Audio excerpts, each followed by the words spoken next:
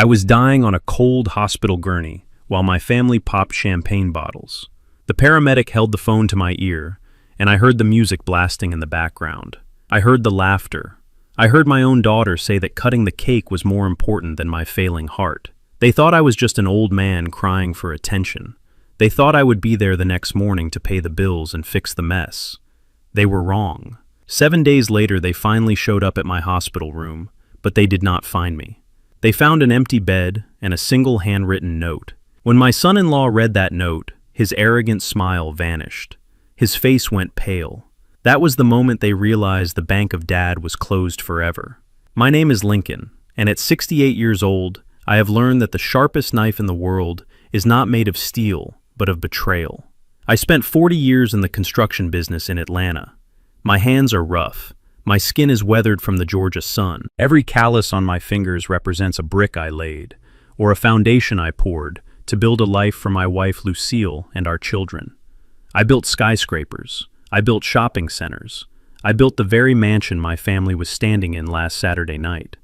But to them, I was just a walking checkbook in a cheap suit. The disrespect did not start the night of the party, but that was the night it finally broke me. It was supposed to be a celebration for my son-in-law, Brent. He had just been promoted at his investment firm. The party was held at the Blue Ridge Estate. It is a 5,000 square foot property with marble floors and crystal chandeliers. I bought that house. I paid for the renovations. I paid for the landscaping. But the deed is in my daughter Kendra's name because I wanted her to feel secure. That was my first mistake. I arrived at the estate 15 minutes early. I parked my 1990 Ford pickup truck around the back so it would not offend the guests. I walked into the kitchen wearing my best navy blue suit. It was 10 years old, but it was clean and pressed. I felt proud. I was ready to shake Brent's hand and tell him I was happy for his success. Lucille was the first one to see me. She did not hug me. She did not smile. She looked at my shoes and frowned. She was wearing a silk gown that cost $3,000. I paid the credit card bill for it 2 weeks ago. She walked over to me and adjusted my tie with a sharp yank. "Lincoln, why are you wearing that dinosaur of a suit?" she hissed. "You look like you are going to a funeral, not a gala." I tried to smile. "It is my Sunday best, Lucille. I polished the shoes myself." Brent walked in then. He held a glass of scotch in one hand and checked his expensive watch with the other. He is a tall white man with a smile that never quite reaches his eyes. He looked me up and down with open disgust. "We cannot have him mingling with the partners looking like that," Brent said to Lucille, as if I was not standing right there. "He looks like the help. Actually, the caterers are dressed better." I felt a tightening in my chest, but I ignored it. I thought it was just the stress. I spoke up. "Brent, I can stay in the den if you prefer. I just wanted to congratulate you." Brent laughed. It was a dry, cold sound. "No, Lincoln. You will not stay in the den. The partners will be using the den for cigars later. You need to stay in the kitchen. Or better yet, go sit in the sunroom at the back. If anyone asks, just say you are overseeing the facilities." Lucille nodded in agreement. "Please, Lincoln, do not embarrass Kendra. She has worked so hard to cultivate this image. Just stay out of sight until the important guests leave. Grab a plate of food and stay in the back." They turned their backs on me. They walked out into the grand hallway to greet the first arrivals. I stood alone in the kitchen of the house I paid for. The catering staff looked at me with pity. A young waiter offered me a glass of water, but I shook my head. The tightening in my chest was getting worse. It felt like an iron band was being cranked tighter and tighter around my ribs. I walked over to the granite island to steady myself. I could hear the party starting in the other room. I heard the string quartet start playing.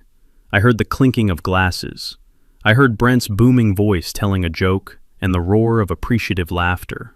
I was the ghost in my own life. I tried to pour myself a glass of water from the pitcher on the counter. My left arm felt heavy. It felt numb.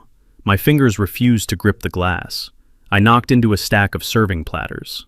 These were antique porcelain plates that Lucille had imported from France. The crash was deafening.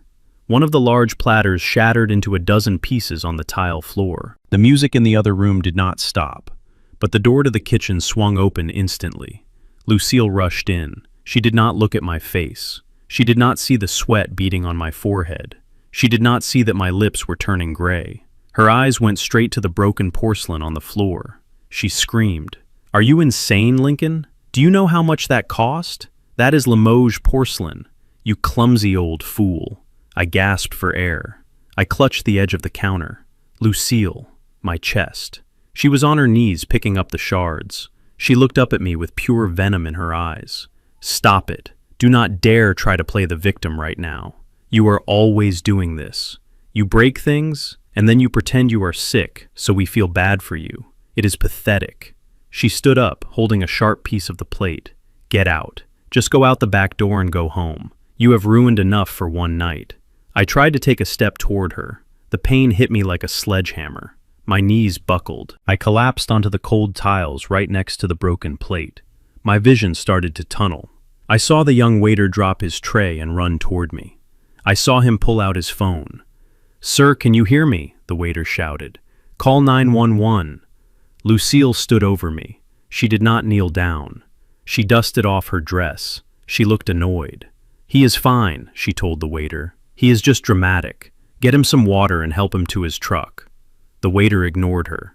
He was shouting into his phone. "We have a male roughly 70 years old, possible cardiac arrest. He is going unconscious."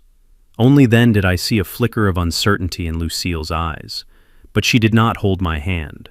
She looked at the kitchen door, terrified that a guest might walk in and see the commotion. "Keep your voice down," she hissed at the waiter. "Close the door." The next few minutes were a blur of flashing lights and distant voices. I remember the paramedics bursting through the service entrance. They were professional. They moved fast. They cut open my shirt. They put pads on my chest. I was lifted onto the gurney. As they wheeled me out, I looked for Lucille. She was not coming with me. She was standing by the door, blocking the view so the guests in the living room would not see. "I will call you," she mouthed, but she was already turning back to the mirror to fix her hair. I was in the back of the ambulance. The siren was wailing. The paramedic was a young man with kind eyes. He was checking my vitals. "Sir, we are losing your pressure," he said. "Is there family we can contact? We need to let them know which hospital we are going to." I nodded weakly. "My daughter, Kendra." He took my phone from my pocket. He unlocked it with my Face ID. He dialed Kendra. He put it on speaker so I could hear. The phone rang 3 times. Then she picked up. The background noise was loud. People were laughing. "Hello?" Kendra shouted. "Who is this?" "This is the Fulton County Paramedic Service, ma'am," the medic said. "We have your father Lincoln here. He has suffered a massive heart attack. We are transporting him to St. Joseph's Hospital. It is critical. You need to come now." There was a pause. I heard Brent's voice in the background asking who it was. "Oh my God," Kendra groaned. "Is he doing the chest-clutching thing again? Look, he just broke a plate and Mom yelled at him. He is embarrassed. He is fine." "Ma'am, his vitals are unstable," the medic said, his voice firm. "This is not a drill. He could die." I heard the sound of a spoon tapping on a glass. It was time for the speeches. "Look, we are right in the middle of the toasts," Kendra said. "Brent is about to cut the cake. We cannot leave right now. It would ruin the whole flow of the party. Just give him some oxygen and tell him to sleep it off. We will stop by tomorrow or something." "But ma'am," the medic started. "Stop calling me," Kendra snapped. "If he is really sick, use his insurance card. It is in his wallet. Do not bill us." The line went dead. The ambulance was silent, except for the beep of the heart monitor. The young medic looked at me. He looked heartbroken. He slowly lowered the phone. "I am so sorry, sir," he whispered. I stared up at the metal ceiling of the ambulance. The pain in my chest was still there, but suddenly it felt different. The crushing weight was gone. It was replaced by a cold, empty void. For 40 years, I had given them everything. I worked double shifts in the rain. I missed my own birthday dinners to fix their leaking roofs. I paid for colleges I never got to attend. I paid for weddings where I was treated like a guest. I paid for the very cake they were cutting right now, while I died in the back of a van. A single tear rolled down the side of my face and soaked into the pillow. It was the last tear I would ever shed for them. The monitor started beeping faster. My vision began to fade to black. I looked at the medic. "Do not call them back," I whispered. My voice was raspy but steady. "Sir, we have to notify family." "No," I said. "I do not have a family. Not anymore." I closed my eyes. The darkness took me. I did not know if I would wake up, but I knew one thing for sure. If I did wake up, Lincoln, the provider, was dead. The man who woke up would be someone they had never met before, and he would not be paying for the cake. The only sound in the room was the rhythmic beeping of the cardiac monitor. It was a cold and mechanical sound that measured the seconds of a life my family did not care to save. I opened my eyes. The lights were dim. The air smelled of antiseptic and floor wax. I tried to move my arm, but it was heavy. My throat felt like I had swallowed broken glass. I looked to the left. The visitor chair was empty. I looked to the right. The bedside table was bare. There were no flowers. There were no cards. There was not even a half-drunk cup of coffee to suggest that someone had been there and just stepped out. I looked at the digital clock on the wall. It had been 3 days since the surgery, 72 hours. I lay there, and the silence pressed down on my chest heavier than the surgery scars. My mind drifted back to 1995. Kendra was 12 years old and had appendicitis. I spent 4 nights sleeping in a plastic chair next to her bed. My back screamed in pain, but I held her hand every time she woke up crying. I remembered Tyrell breaking his leg during football practice. I carried him up and down the stairs for 6 weeks. I remembered sitting with Lucille through her hysterectomy. I wiped her forehead. I fed her ice chips. I told her she was beautiful when she felt broken. I was always there. I was the rock. I was the anchor. Now the anchor was sinking, and the ship had sailed on without me. A nurse walked in. She was a heavy-set woman with a kind face. She checked my IV bag. She looked at the empty room and then she looked at me. Her eyes held a softness that hurt more than cruelty. "Mr. Lincoln," she said softly, "it is good to see you awake. You gave us quite a scare." I tried to speak. My voice was a rusty croak. "Did anyone call?" She hesitated. She checked the chart at the foot of my bed. She adjusted my blanket. She did not want to answer. "Your wife called the first night to authorize the billing," she said. "She asked if the insurance covered a private room. When we said it did, she hung up." I closed my eyes. She did not ask if I was alive. She asked about the money. "Can I get you anything?" the nurse asked. "My phone," I whispered. She handed me my smartphone from the drawer. It felt cold in my hand. I waited for her to leave the room. I needed to be alone for what came next. I unlocked the screen. No missed calls, no text messages, just a notification from the weather app saying it was sunny in Atlanta. My thumb hovered over the contacts icon, but I did not tap it. Instead, I opened an app that I had hidden in a folder named Utilities. It was the control center for the security cameras I had installed at the Blue Ridge estate 3 months ago. I never told them about it. They thought I was an old man who could barely use a remote control. They did not know I understood technology better than they understood hard work. The video feed loaded. The image was crisp and clear in high definition. I selected the camera for the living room. What I saw made the blood freeze in my veins. They were there. All of them. It was the middle of the afternoon on a Tuesday. They should have been at work. They should have been at the hospital. Instead, they were sitting in my living room drinking my vintage wine. I turned up the volume on my phone. The sound of their voices filled my lonely hospital room. "I honestly feel relieved," Brent was saying. He was sprawling on the leather sofa with his feet up on the coffee table. He was wearing one of my silk robes. It is so quiet without him shuffling around and complaining about the lights being left on. Lucille was sitting in her favorite armchair. She was holding a glass of Chardonnay. She looked relaxed. She looked happier than she had looked in years. "Do not be mean, Brent," she said, but there was no bite in her tone. "He is just difficult. He has always been difficult. But I agree. It is nice to breathe. I feel like I can finally relax in my own house." "Your house," Brent corrected her. "It is Kendra's name on the deed, but it is your house, Mom. And once he is gone, it will really be yours." I zoomed in on the image. Kendra was sitting on the floor counting cash. It was the emergency cash I kept in the safe in my study. They had cracked my safe. "So what is the plan?" Kendra asked. "The doctor said he might pull through.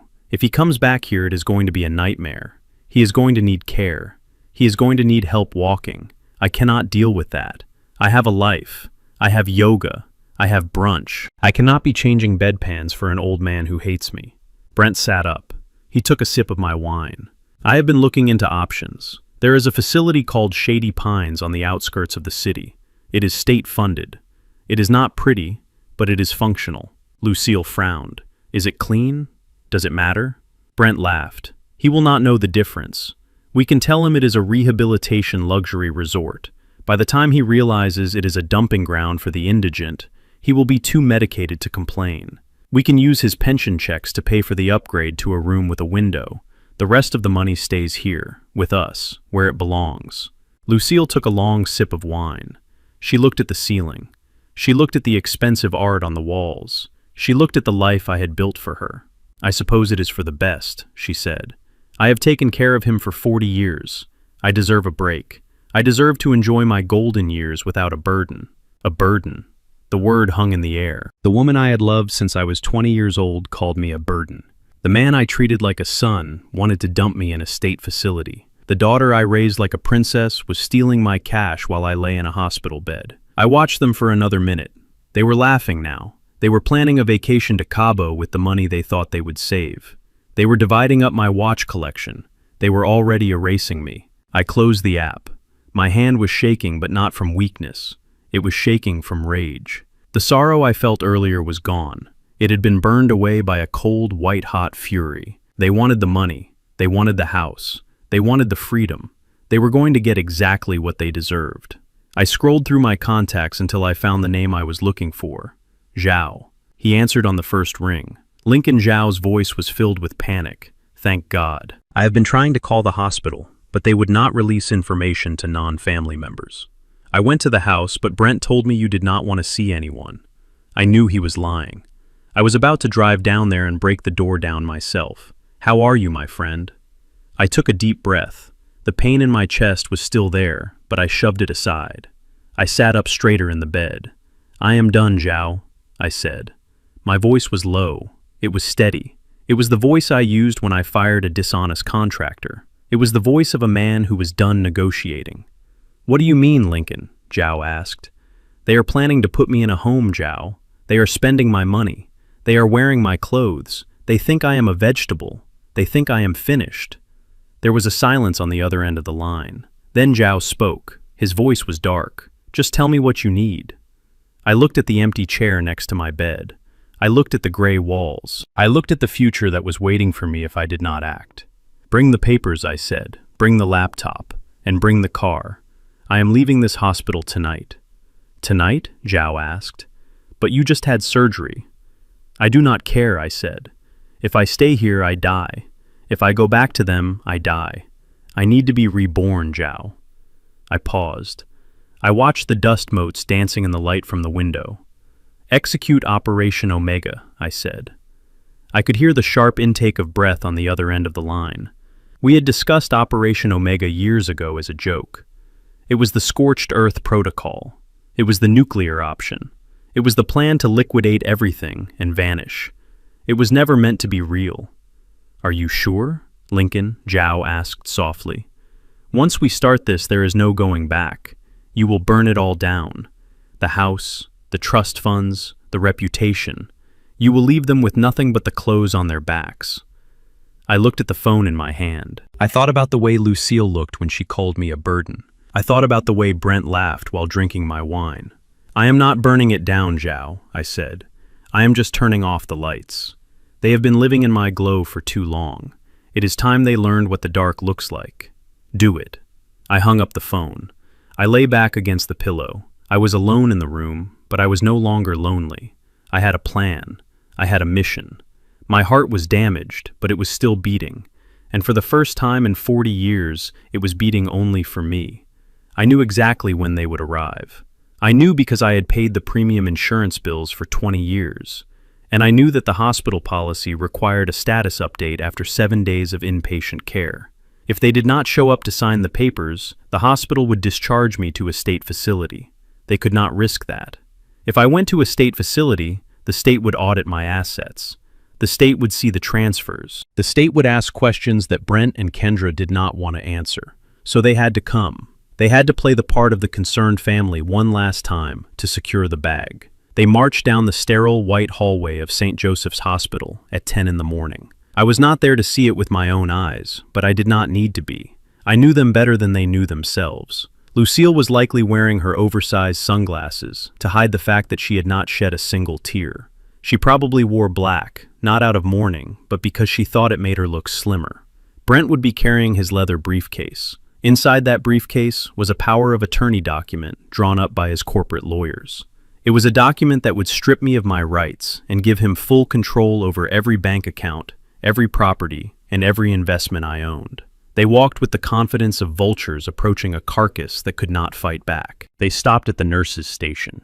I can imagine the performance Kendra gave. She would put a tremble in her voice. She would ask how her poor father was doing. She would say they had been so worried, but work had been crazy. The nurses would look at them with professional detachment. They see this every day. They see the families who sleep in chairs, and they see the families who only show up when the checkbook needs to be balanced. They pointed my family toward room 304. Brent led the way. He pushed open the heavy wooden door, prepared to see a broken old man hooked up to machines. He was ready to put a pen in my weak hand and force me to sign away my life's work. He stepped inside and stopped dead in his tracks. Lucille bumped into him from behind. Kendra peered over his shoulder. The room was silent. The machines were off. The monitors were dark. But the most deafening thing in the room was the bed. It was empty. The sheets were stripped. The mattress was bare. There was no Lincoln. There was no patient. There was just the smell of bleach and the cold morning light filtering through the blinds. "Where is he?" Lucille snapped. Her voice lost its fake sweetness instantly. She turned to the hallway. "Nurse, where is my husband?"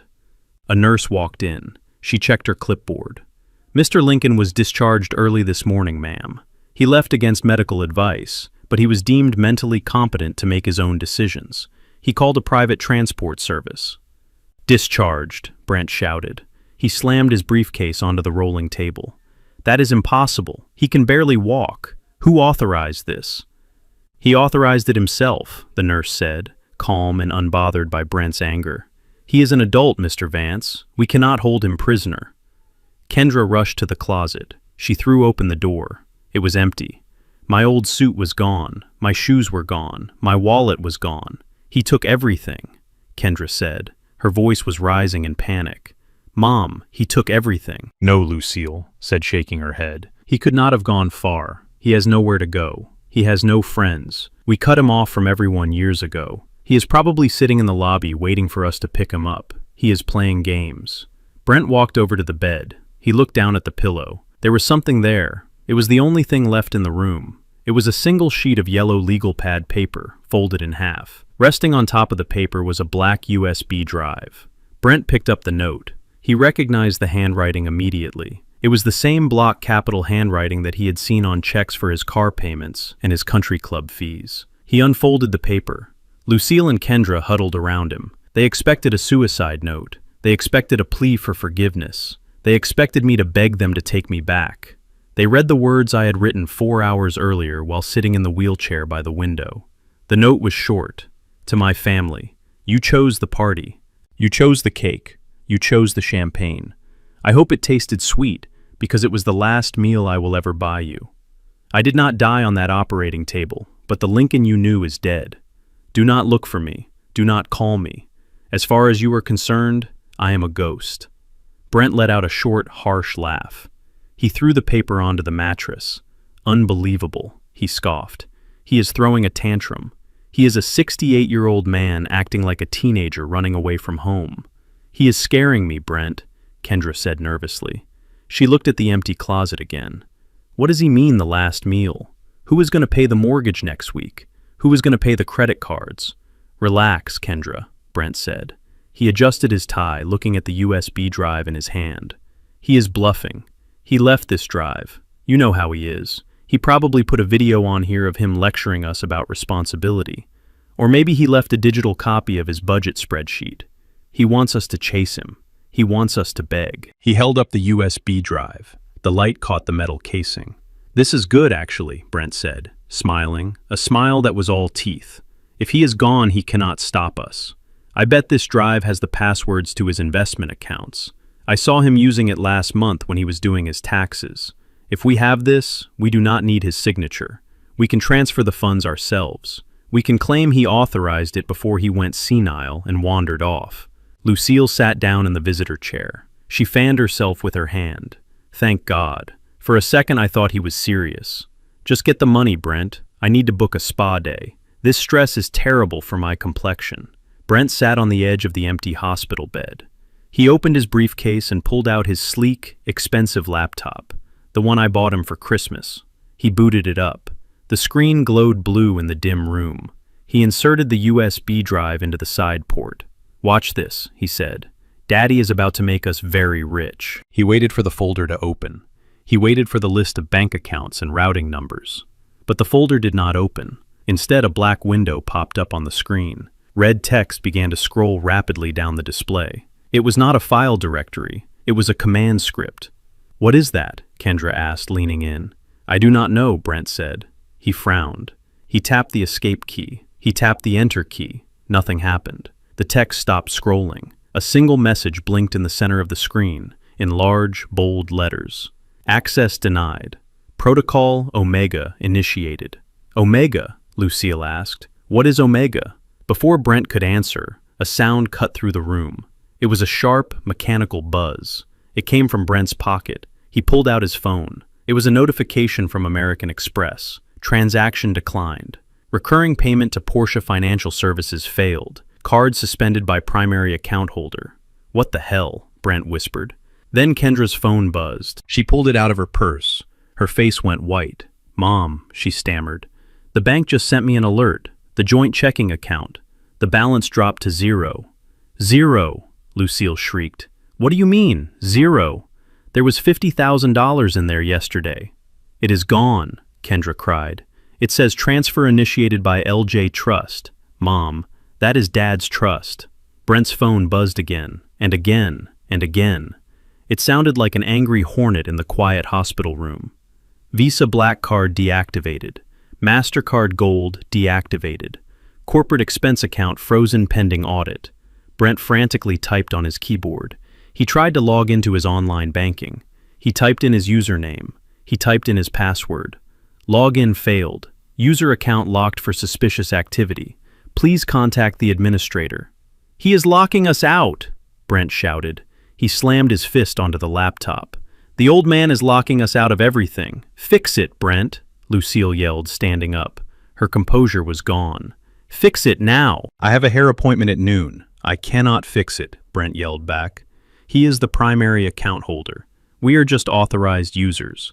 We have always been just authorized users. If he pulls the plug, we are sitting in the dark." Kendra began to sob. "But the house," she wept. "The mortgage is due on the 1st. If the accounts are frozen, how do we pay the mortgage?" Brent looked at the screen where the words "access denied" continued to blink mockingly. He looked at the empty bed. He looked at the note that he had dismissed as a joke. "He is not bluffing," Brent whispered.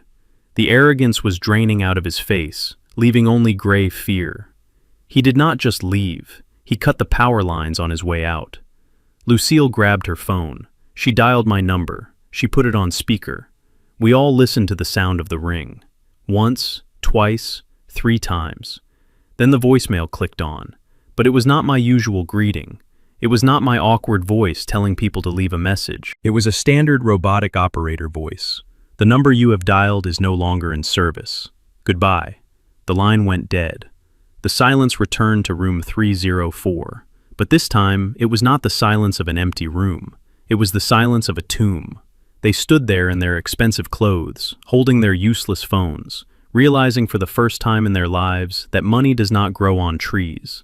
It grew from the calloused hands of the man they had left to die, and those hands were closed. The drive back to the Blue Ridge estate was silent and suffocating. The air conditioning in Brent's luxury sedan was blasting, but the sweat on his forehead was not from the heat. It was from the fear that was slowly tightening its grip around his throat. Lucille stared out the window, refusing to look at the empty back seat where she had expected me to be. Kendra was chewing on her fingernail, a nervous habit she had not done since she was a teenager. They needed the safety of the mansion. They needed the high walls and the security gate to make them feel powerful again. They needed to believe that the hospital room and the frozen bank accounts were just a glitch, a mistake, a bad dream that would vanish once they stepped onto their marble floors. Brent pulled the car into the driveway. He reached for the garage door remote clipped to the visor. He pressed the button. Nothing happened. He pressed it again, harder this time. The heavy oak doors remained shut. "Damn it," Brent muttered, slamming his hand against the steering wheel. The power must be out, or the battery is dead. Everything is breaking today. He parked the car in front of the main entrance. They got out. The Georgia sun was high and unforgiving, beating down on their black funeral clothes.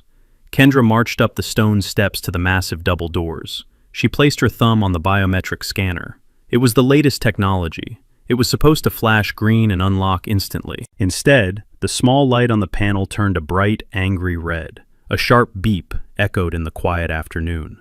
"Try it again," Lucille said impatiently, fanning herself with her purse.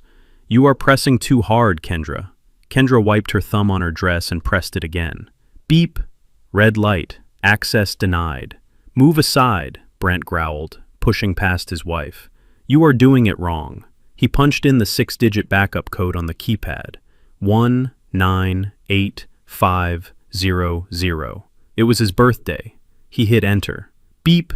Red light. System lockout active. A cold wind seemed to blow through the hot air. They looked at each other. The irritation on their faces began to dissolve, replaced by a creeping dread. This was not a dead battery. This was not a malfunction. This was a message. "What is going on?" Lucille whispered. Her voice trembled. "Why can't we get into my house?" Before Brent could answer, a black SUV pulled up behind their car, blocking them in. A large white box truck followed it, stopping right at the edge of the lawn. 2 men in work uniforms jumped out of the truck. A man in a sharp gray suit stepped out of the SUV. He carried a clipboard, and he did not look like he was there for a social call. Brent stormed down the steps, trying to regain his authority. "Who are you?" he demanded, pointing a finger at the suit. "You are blocking my driveway. Move that truck immediately, or I will call the police." The man in the suit adjusted his glasses. He looked at Brent with the bored expression of someone who dealt with angry, broke people every day. "Mr. Brent Vance and Mrs. Kendra Vance?" he asked. "Yes," Brent snapped. "And who are you?" "My name is Mr. Henderson. I represent the LJ Trust. I am here to execute the immediate termination of your lease agreement." Kendra laughed. It was a high-pitched, hysterical sound. "Lease agreement? Are you crazy? We own this house. My name is on the deed. My father bought it for us." Mr. Henderson flipped a page on his clipboard. He pulled out a document stamped with the official county seal. "Correction, Mrs. Vance. Your name is on the deed for the physical structure of the house. That is true. However, the land the house sits on, the 5 acres of prime real estate, the gardens, the driveway you are standing on, that belongs to the LJ Trust. And according to the contract signed 5 years ago, the house is permitted to remain on the land only as long as the ground lease is valid." He handed the paper to Brent. "Please refer to Clause 14, Section B, the Filial Piety Clause." Brent snatched the paper. His eyes scanned the legal jargon frantically. His lips moved as he read. "The lease is granted on the condition that the grantee, Kendra Vance, provides adequate physical and emotional care for the grantor, Lincoln Vance. Any evidence of neglect, abuse, or abandonment renders the lease null and void immediately, upon which the grantor reserves the right to reclaim the land and evict all occupants within 1 hour." Brent looked up. His face was the color of ash. Abandonment. We did not abandon him. We visited him. 7 days later, Mr. Henderson said coldly, after leaving him alone in a critical condition to attend a party, "The trust has the hospital logs. We have the paramedic report, and we have the video footage from the ambulance. The violation is clear. The lease is terminated." Lucille stepped forward. She tried to use her charm, the charm that had worked on me for decades. "Sir, there must be a mistake. Lincoln would never do this. He loves this house. He built this life for us." I stood in the shadows of my memory, watching them. Lucille was right about one thing. I did love that land. I bought those 5 acres 30 years ago. Back then it was just red dirt and pine trees. I was a young man with a strong back and a dream. I worked 2 jobs, pouring concrete during the day and driving a taxi at night to save the down payment. I cleared the brush with my own hands. I dug the foundation for the first small house we lived in before the mansion. I planted the oak tree that shaded the driveway. Every inch of that soil was soaked with my sweat. I did it so my children would have grass to run on. I did it so my wife would have a garden. But over the years they stopped seeing the land. They only saw the status. They did not care about the oak tree I planted. They only cared about the gate that kept poor people out. They forgot that the land listens, and the land remembers who took care of it. Mr. Henderson checked his watch. "You have 50 minutes remaining to vacate the premises." "Vacate!" Kendra screamed. "We live here. All our stuff is inside." Mr. Henderson nodded to the men in the truck. "That is why I brought the team. Anything you cannot carry to your car in the next hour will be removed and placed on the public curb. Once it touches the curb, it is considered abandoned property." "No," Brent shouted. "You cannot do this. I know the law. You have to give us 30 days notice. This is illegal eviction." Mr. Henderson smiled, thin and sharp. "Actually, Mr. Vance, since you do not pay rent and you do not own the land, you are classified as guests at will. Guests do not get 30 days. Guests get shown the door when they overstay their welcome. And you have overstayed yours by about 20 years. He signaled the movers. "Proceed." The two men marched up the steps. They had a master key card. The red light on the door turned green for them. The door that was locked to my family opened wide for strangers. "Stop them!" Lucille shrieked, grabbing Brent's arm. "Do something, Brent. You are a finance guy. Stop them!" Brent stood frozen. He was holding the paper that proved he was nothing but a squatter in a fancy suit. He watched helplessly as the movers disappeared into his home. The next 40 minutes were a blur of chaos and humiliation. The movers did not bring boxes. They did not bring bubble wrap. They worked with brutal efficiency. They walked out with armfuls of designer clothes. They carried out Brent's golf clubs. They carried out Kendra's yoga mats and her collection of expensive vases. "Hey, be careful with that," Kendra yelled, running after a mover who was carrying her limited edition handbags. "Those are Chanel. Do not drop them." The mover did not slow down. He walked to the edge of the driveway where the manicured lawn met the asphalt. He dumped the bags onto the grass. The grass was wet from the automatic sprinklers that had just turned on. "My bags," Kendra wailed, diving onto the wet grass trying to save her leather goods. Then came the furniture. They did not carry the heavy sofas or the grand piano. They only brought out the personal items, the portraits of themselves they loved so much, the awards Brent had bought for himself, the jewelry boxes. Lucille stood by the car, clutching her chest. She looked like a queen whose kingdom had been bombed. She saw a mover walking out with her collection of vintage hats. He tossed them onto a pile of shoes near the muddy gutter. "Lincoln!" she screamed. She looked around wildly, as if I might step out from behind a tree and stop the madness. "Lincoln, stop this! I am sorry about the plate. I am sorry about the party. Just come back." But there was no answer. Only the sound of the sprinklers hissing and the thud of expensive items hitting the ground. Mr. Henderson walked over to Brent. "Time is up. Please remove your vehicle from the driveway. The gate will be locked in 2 minutes." "But we cannot fit all this in the car," Brent stammered, pointing at the mountain of possessions on the lawn. "That is not my problem," Mr. Henderson said. "I suggest you take what matters." Brent looked at the pile. He grabbed his golf clubs. He grabbed his laptop bag. He did not grab the photo album of his wedding. He did not grab the box of Terrell's childhood trophies. He grabbed what he could sell. Kendra was shoving clothes into the trunk. She was crying so hard she could barely breathe. "Get in the car, Kendra," Brent yelled. "We have to go." They scrambled into the sedan like rats fleeing a sinking ship. The car was stuffed full of clothes and shoes. Lucille sat in the front seat hugging a jewelry box, staring straight ahead. Her makeup was running down her face in black streaks. Brent reversed the car out of the driveway. His tires screeched on the asphalt. He backed out onto the public road. Mr. Henderson stood by the gate. He pressed a button on his remote. The massive iron gates began to swing shut. Through the rear window they watched the house disappear. They watched the wet pile of their remaining belongings sitting forlornly on the grass. They watched the sanctuary they had taken for granted lock them out forever. Lucille let out a long, low wail. It was the sound of a woman who finally understood the definition of loss. She reached for her phone to call me again, but she knew deep down that the line would be dead. The house was gone, the money was gone, and the man she had called a burden was the only one who held the keys. Brent Vance walked into the lobby of the Sterling Financial Tower at 9 in the morning. He did not walk with his usual swagger. He did not high-five the doorman. He did not wink at the receptionist. He walked with his head down, trying to hide the fact that he was wearing the same suit he had worn yesterday. It was wrinkled. There was a small stain of coffee on the lapel from the cheap motel cup he had chugged in the car. He smelled of stale sweat and desperation. He had spent the night in a Motel 6 off the highway because his credit cards were frozen, and he had only $40 in cash in his wallet. He approached the security turnstile. He pulled out his platinum employee badge. He tapped it against the scanner. Access denied. He tapped it again, harder. Access denied. The security guard looked up. It was old Mr. Miller, a man Brent had ignored for 5 years.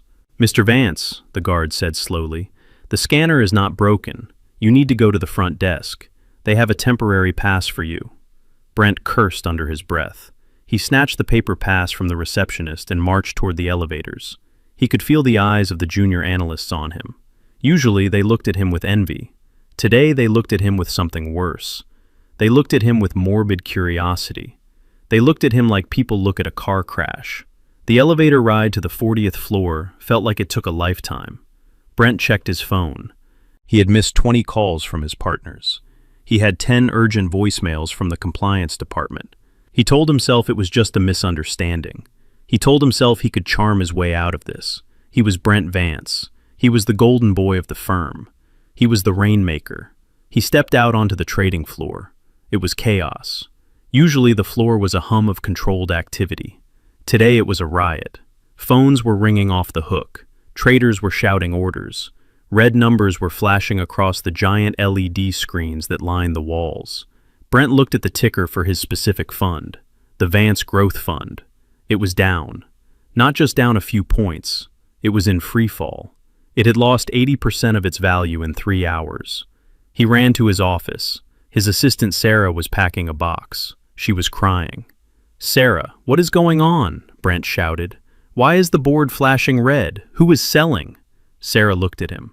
She did not call him sir. She did not offer him coffee. "Everyone is selling Brent," she said, "because the anchor investor pulled out. The liquidity is gone. The fund is insolvent." Brent froze. Anchor investor. That was impossible. His anchor investor was an anonymous entity known as the Angel. The Angel had backed Brent when he was just a junior broker. The Angel had pumped millions into his portfolio, making Brent look like a genius. The Angel never asked questions. The Angel just signed checks. "Get me the chairman," Brent yelled. "Get me the board. I need to explain." "You do not need to call them," Sarah said, picking up her box.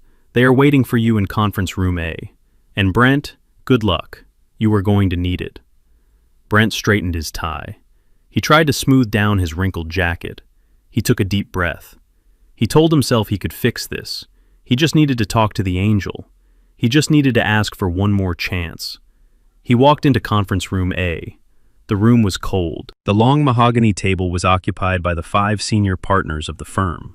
At the head of the table sat the chairman, Mr. Sterling. He was a man of few words and even fewer mercies.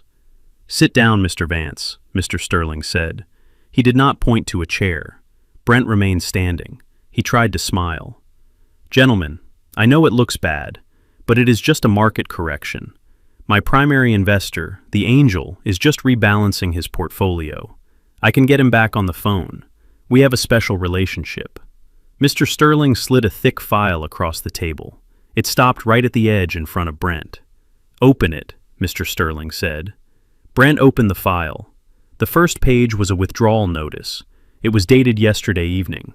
The amount withdrawn was $50 million. "Look at the signature, Mr. Vance," Mr. Sterling said. "Look at the name of your Angel." Brent looked at the bottom of the page. He expected to see a corporate shell company from the Cayman Islands. He expected to see a foreign bank. Instead, he saw a signature written in blue ink, a signature he had seen on birthday cards and permission slips for 30 years. Lincoln Vance, trustee of the LJ Trust.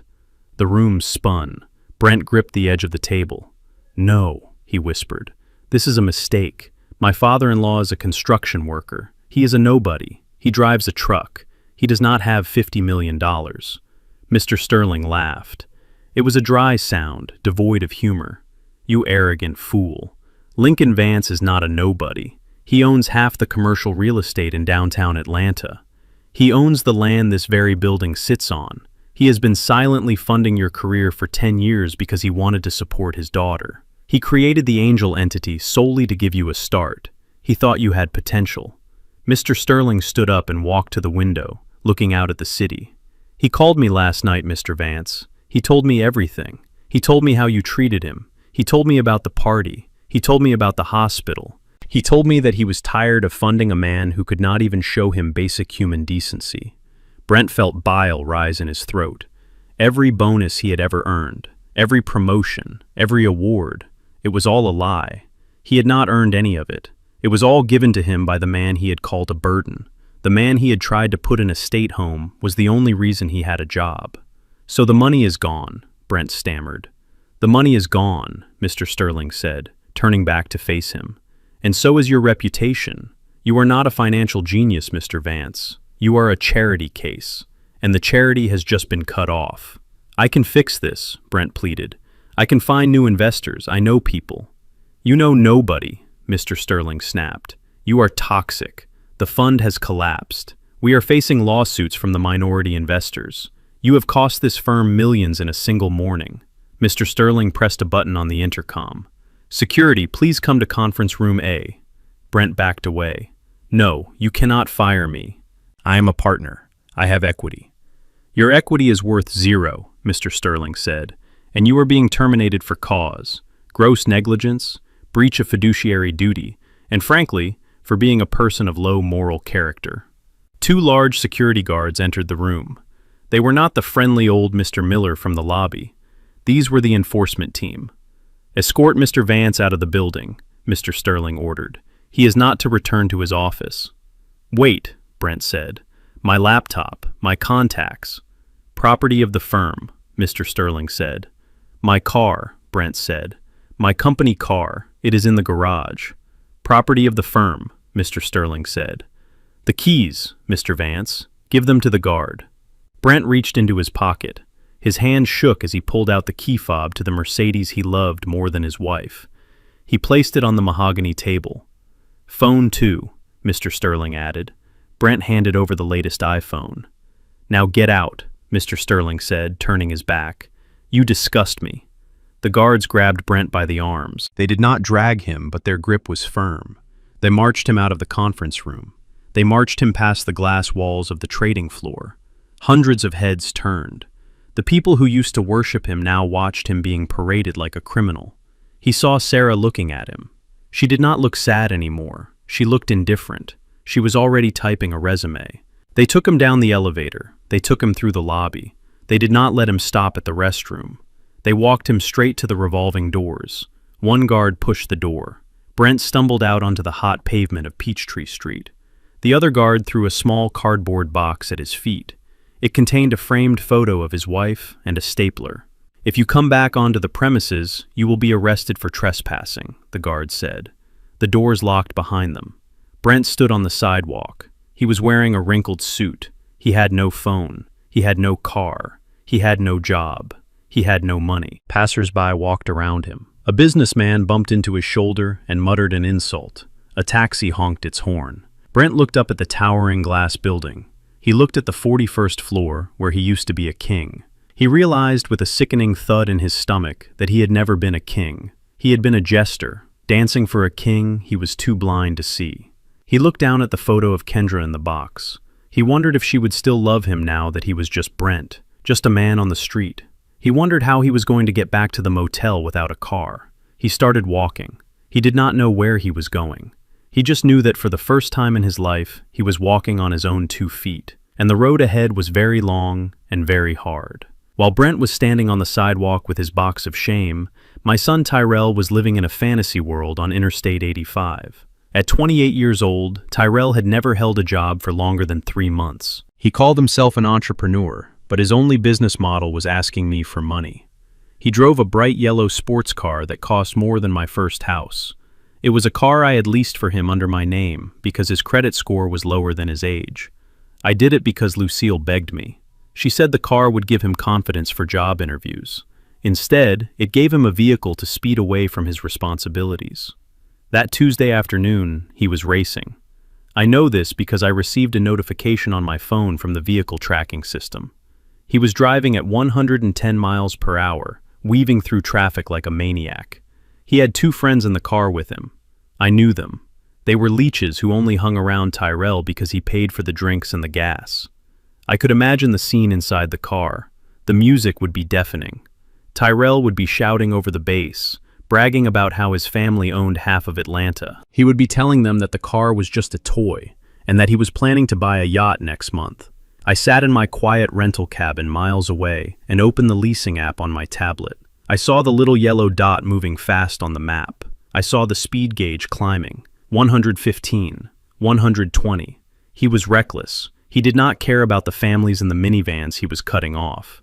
He did not care about the laws. He thought he was untouchable because he was a Vance. It was time to remind him that gravity applies to everyone. I navigated to the remote control menu. There was a button labeled Immobilization Protocol. It was designed for use if the car was stolen. In a way, the car had been stolen. It had been stolen by an ungrateful child who thought love was a transaction. I pressed the button.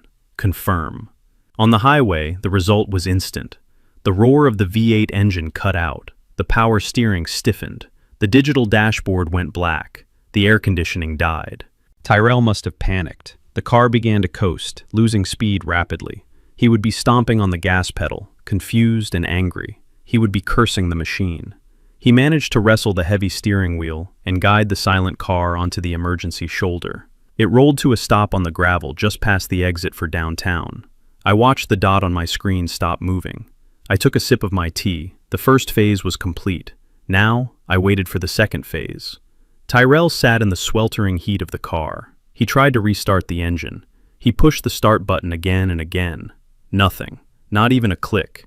His friends were probably laughing at him now. The king of the road looked like a fool in a broken-down toy. He did not call a tow truck. He did not call a mechanic. He did exactly what I knew he would do. He got out of the car and started kicking the tires. He screamed at the traffic rushing by. He was a child throwing a tantrum on the side of the interstate. 10 minutes later, the blue lights appeared. A Georgia State Patrol cruiser pulled up behind the stalled yellow car. The officer stepped out. He was a veteran trooper with a flat hat and zero patience for nonsense. Tyrell did not greet the officer with respect. He did not apologize for being stopped on a busy highway. He leaned against the car, crossing his arms. "Officer, my car is a piece of junk," Tyrell shouted. "You need to call a flatbed for me, and make it quick. I have a VIP reservation at the club in an hour." The officer walked closer. He looked at the car. He looked at Tyrell's flashy clothes. "License and registration," the officer said calmly. Tyrell rolled his eyes. He reached into the glove compartment.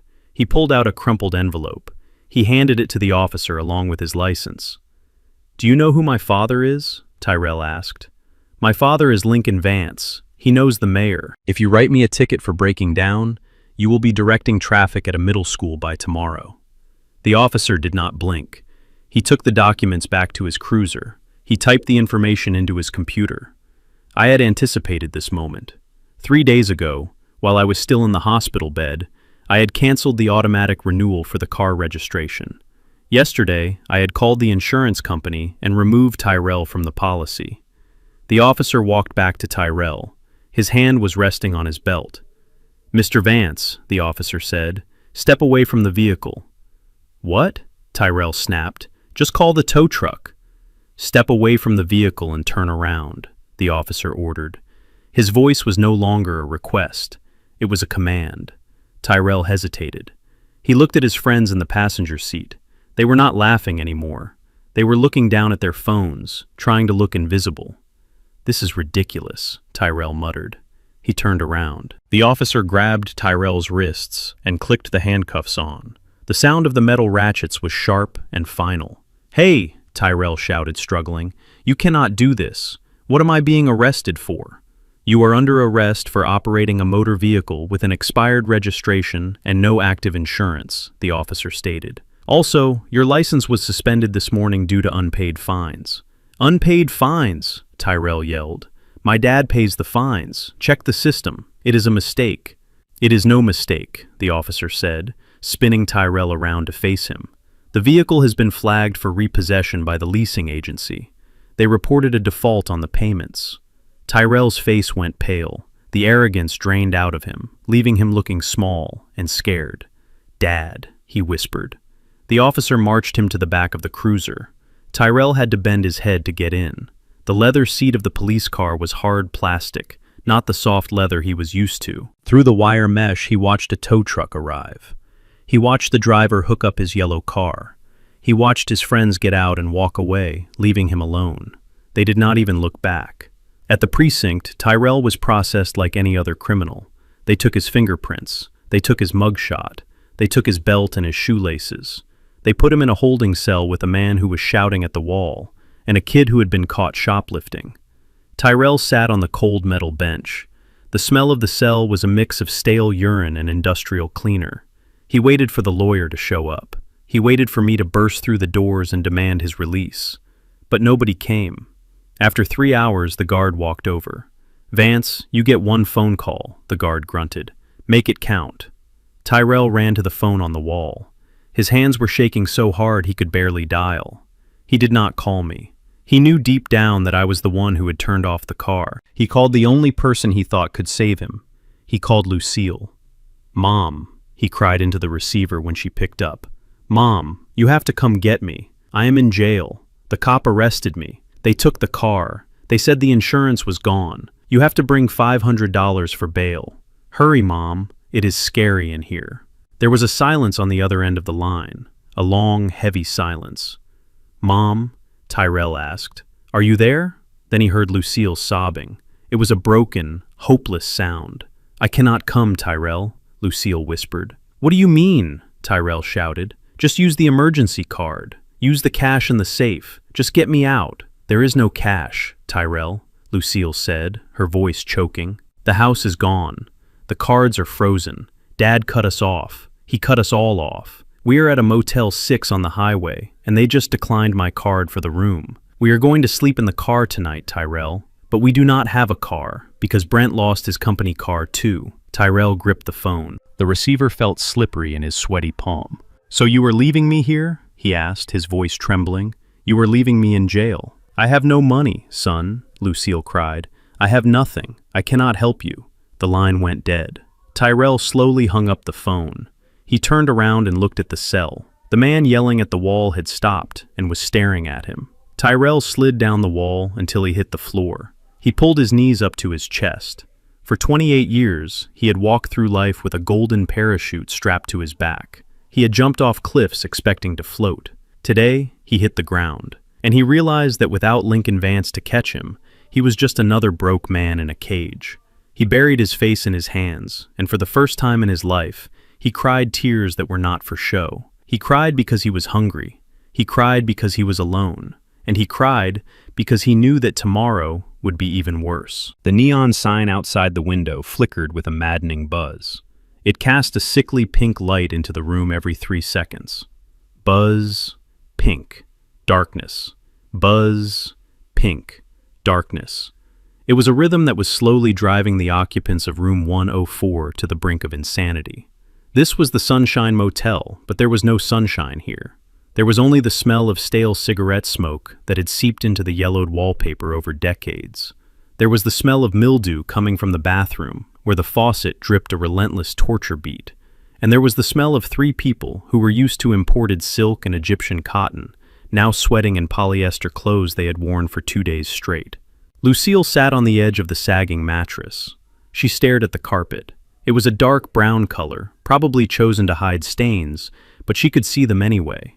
There were burns from cigarettes. There were dark splotches that looked like dried blood or spilled wine. She pulled her knees together and wrapped her arms around herself. She was cold despite the humidity in the room. The air conditioner unit in the window rattled like a dying animal. It blew out air that smelled like wet dog and dust. She looked around the room. It was smaller than her walk-in closet at the Blue Ridge estate. There were 2 double beds crammed into the space. Brent lay on one, staring at the water stains on the ceiling. Kendra paced back and forth in the narrow strip of floor between the beds and the dresser. 3 steps forward, turn. 3 steps back, turn. She was like a caged tiger, but without the grace. "This cannot be happening," Kendra muttered. She had said it 100 times in the last hour. "This is a nightmare. I am going to wake up in my canopy bed, and the maid will bring me my green juice."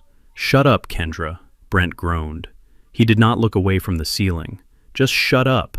Your voice is giving me a migraine. I am hungry, Brent Kendra snapped, stopping her pacing to glare at him. I have not eaten since breakfast yesterday. Do something. You are the man. Go get us food. Brent laughed. It was a dry, bitter sound. With what money, Kendra? Your dad froze the accounts. My wallet is empty. Unless you want me to go out there and beg on the street corner, we are not eating. Lucille felt a pang of guilt deep in her stomach. It was a sharp, twisting pain that had nothing to do with hunger. She thought about Tyrell. Her baby boy was sitting in a jail cell right now. He was probably cold. He was probably scared. And she was sitting here in a motel room feeling sorry for herself because the sheets were scratchy. We have to get Tyrell out, Lucille whispered. Brent sat up. He swung his legs over the side of the bed. The springs creaked loudly. Forget Tyrell, Lucille. He is safer in jail than we are in here. At least they feed him 3 meals a day. We are the ones in trouble. Look at us, the great Vance family, hiding in a dump that charges $30 a night. He stood up and walked to the window, pulling back the greasy curtain to look at the parking lot. Their car was not there because they did not have a car. They had taken a taxi here and used the last of Brent's cash to pay the driver and the motel clerk. They were stranded. This is your fault, you know, Brent said, turning to look at Lucille. My fault, Lucille gasped. How is this my fault? Lincoln is the one doing this. He is the monster. Lincoln is reacting to you, Brent spat. He walked closer to her. His eyes were bloodshot. His tie was undone, hanging loosely around his neck like a noose. You are his wife. You were supposed to manage him. You were supposed to keep him happy so the checks kept coming. But no, you had to treat him like a dog. You had to belittle him in front of everyone. You pushed him too far, Lucille, and now we are all paying for your arrogance. Kendra stepped in between them. Do not talk to Mom like that, Brent. You are one to talk. You were the one who organized the party. You were the one who told the paramedics not to come back. You were the one who tried to put him in a nursing home, and who wanted that house, Kendra Brent shouted, spinning on his wife. Who wanted the Chanel bags? Who wanted the trips to Paris? You did. You wanted the lifestyle, but you did not want to work for it. I married you because I thought you came with a safety net. I thought I was marrying into a dynasty. Turns out I married a parasite attached to a construction worker. Kendra's mouth fell open.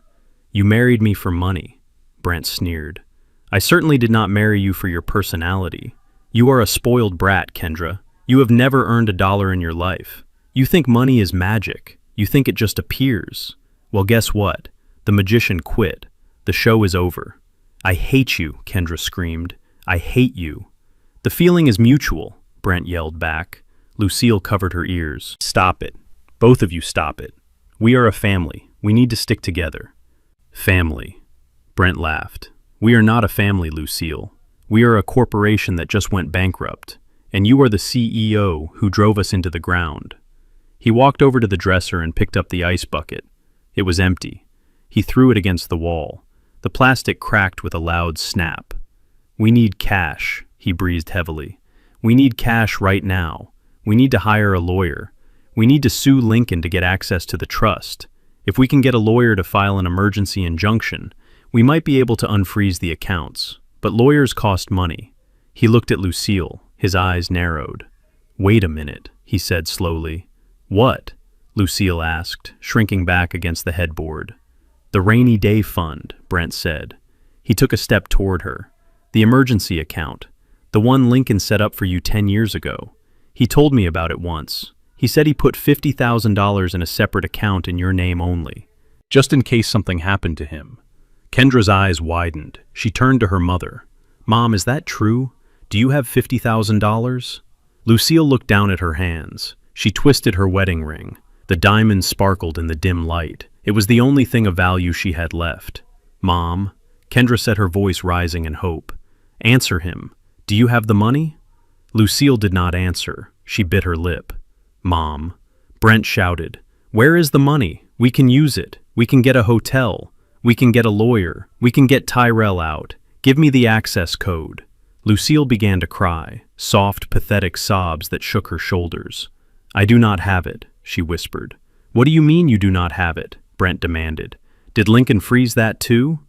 No, Lucille sobbed. He did not freeze it. It is gone. Gone? Kendra asked. Gone where? I spent it, Lucille cried. Spent it on what? Brent yelled. $50,000, Lucille. What did you buy? Another fur coat, more jewelry. We can sell it. Where is it? I did not buy anything, Lucille wailed.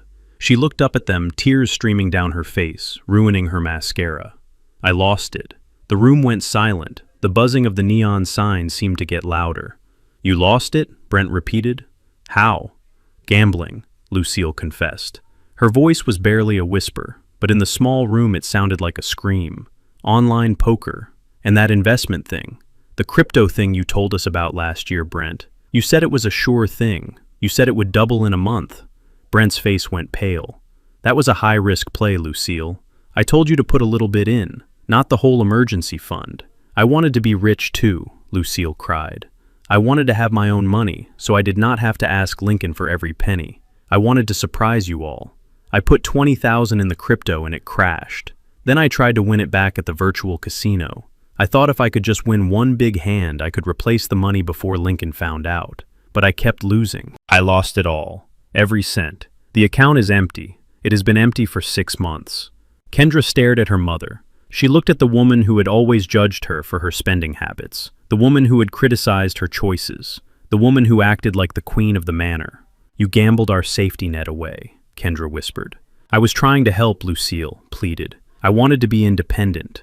You are a junkie, Brent said with disgust.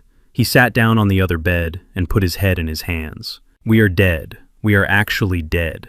We have no leverage. We have no resources. We are stuck in a roach motel with a gambling addict. Don't call me that, Lucille snapped, trying to regain some dignity. I am your mother. You are nothing, Kendra said. Her voice was cold, colder than the air outside. Kendra stepped closer to the bed. She looked down at her mother. The rage that had been building inside her for days finally found a target. It was not Lincoln. It was not Brent. It was the woman who had raised her to be useless, and then failed to provide the one thing she was good for: money. You let Dad go to that hospital alone, Kendra said. You stopped the ambulance from taking him right away because of a plate. And now we find out you stole our future. It was my money, Lucille argued weakly. It was Dad's money, Kendra screamed. Everything is Dad's money. You never earned a dime. Kendra raised her hand. She did not think about it. It was an impulse born of hunger and fear and pure hatred. She slapped Lucille across the face. The sound was sharp and loud like a pistol crack. Lucille's head snapped to the side. She gasped, holding her cheek. She looked at her daughter in shock. Kendra had never defied her. Kendra had always been her little doll. You hit me, Lucille whispered. I should have done it years ago, Kendra hissed. She did not look sorry. She looked liberated. Brent did not move to help Lucille. He did not scold Kendra. He just sat there, staring at the floor, a twisted smile playing on his lips. Welcome to the real world, ladies, he muttered. Lucille curled into a ball on the bed. She pulled the thin blanket over her head to hide from her daughter's eyes. She sobbed into the pillow, but nobody comforted her. In that cramped, smelly room, the family bond that they thought was made of gold turned out to be made of nothing but greed. And now that the greed was starving, they were ready to eat each other alive. The dynasty of the Vances had officially fallen, not with a bang, but with a slap in a $30 motel room. And outside, the neon sign kept buzzing. Buzz. Pink. Darkness. Just like their future. The smoke from the hickory wood chips curled up into the late afternoon sky. It smelled of summer and freedom. I sat on the porch of the small farmhouse I had secretly bought 5 years ago. It was not a mansion. It did not have marble floors or crystal chandeliers. It had wide wooden floorboards that creaked when you walked on them, and a tin roof that sang when it rained. It was perfect. Around me sat 3 men who had known me before I had money. There was Sam, who I laid bricks with in the 80s. There was Elias, who ran the best barbecue joint in Decatur. And there was Zhao, my lawyer and my oldest friend. We were drinking iced tea and laughing about a fishing trip we took 20 years ago.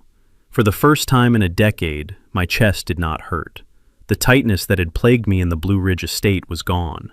But peace is a fragile thing when you have unfinished business. I saw the dust cloud before I saw the car. It was a beat-up sedan, probably a cheap rideshare or a taxi coming down the long gravel driveway. Behind it was a rusted hatchback driven by a man who looked like he slept in his clothes.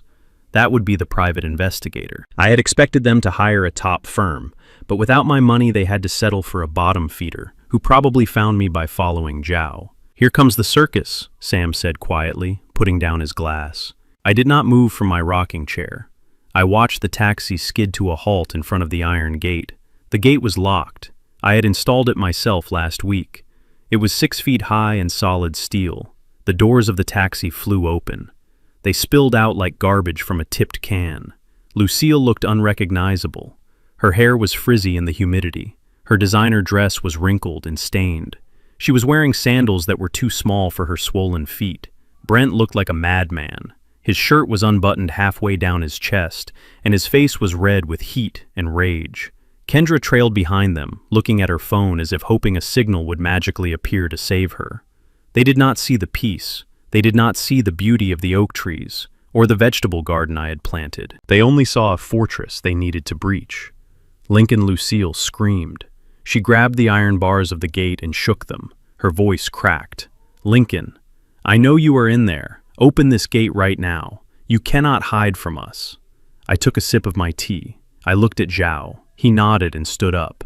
He walked down the porch steps and stopped halfway down the path, just out of shouting range. The noise attracted attention. My farm is in a quiet community where neighbors look out for each other.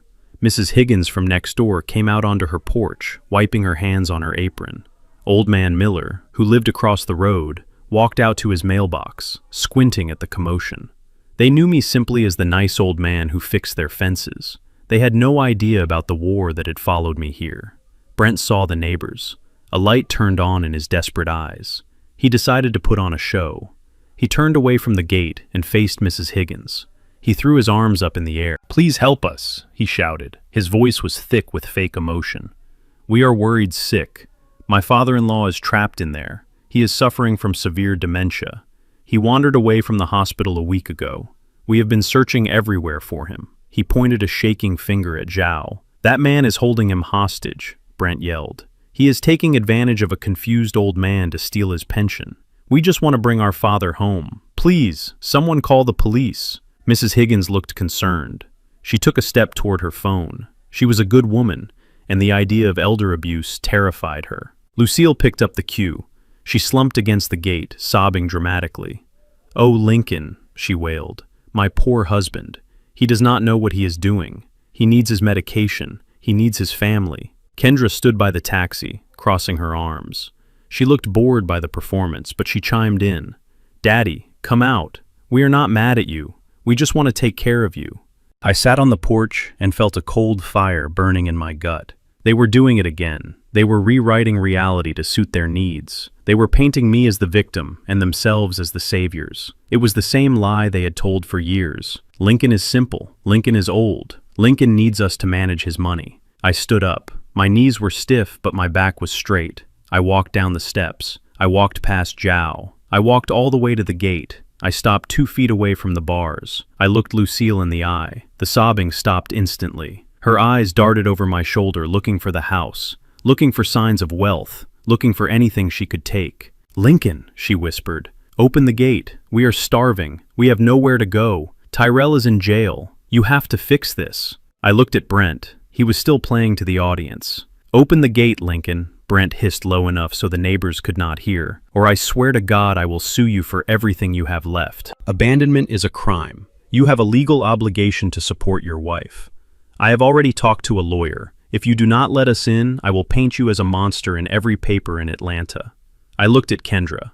"Daddy, this place is gross," she said, wrinkling her nose. "Just sign the check so we can go to a hotel. I need a shower." I looked past them to the neighbors. Mrs. Higgins was now standing by the fence listening. Mr. Miller had walked closer. A few other people had stopped their cars to watch. "You want to talk about abandonment, Brent?" I asked. My voice was calm. It carried in the quiet country air. "Yes," Brent shouted, regaining his confidence. "You abandoned us. You cut off the cards. You locked us out of the house. You left your wife with nothing. You are a cruel, sick old man." He turned to the crowd. "Did you hear that, folks? He left his wife on the street. He is letting his own grandson rot in jail. What kind of man does that?" The crowd murmured. They looked at me with suspicion. Brent was a good salesman. He knew how to sell a lie. I nodded to Zhao. Zhao reached into his briefcase.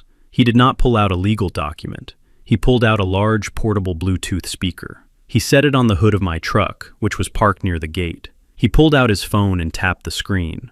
"I want you all to listen closely," I said to the crowd. "This is the recording from the Fulton County Emergency Dispatch. It was taken 7 days ago, at 8:45 in the evening." Brent's face went pale. He recognized the date. He recognized the time. "No!" he shouted, lunging for the gate. "Turn it off! You cannot play that. That is private."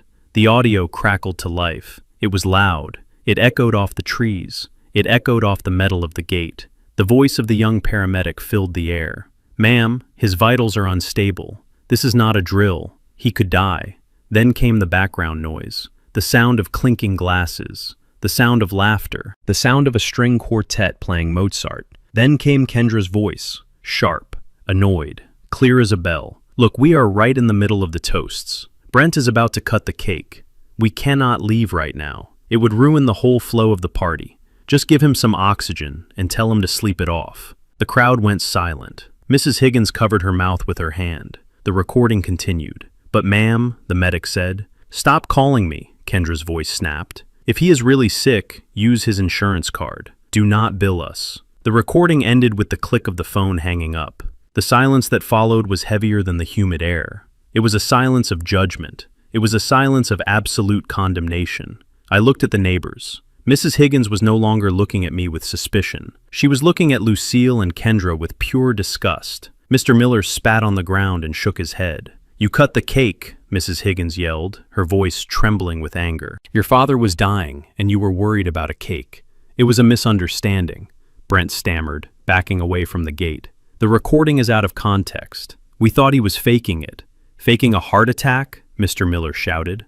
"Get out of here. You make me sick." Lucille shrank back.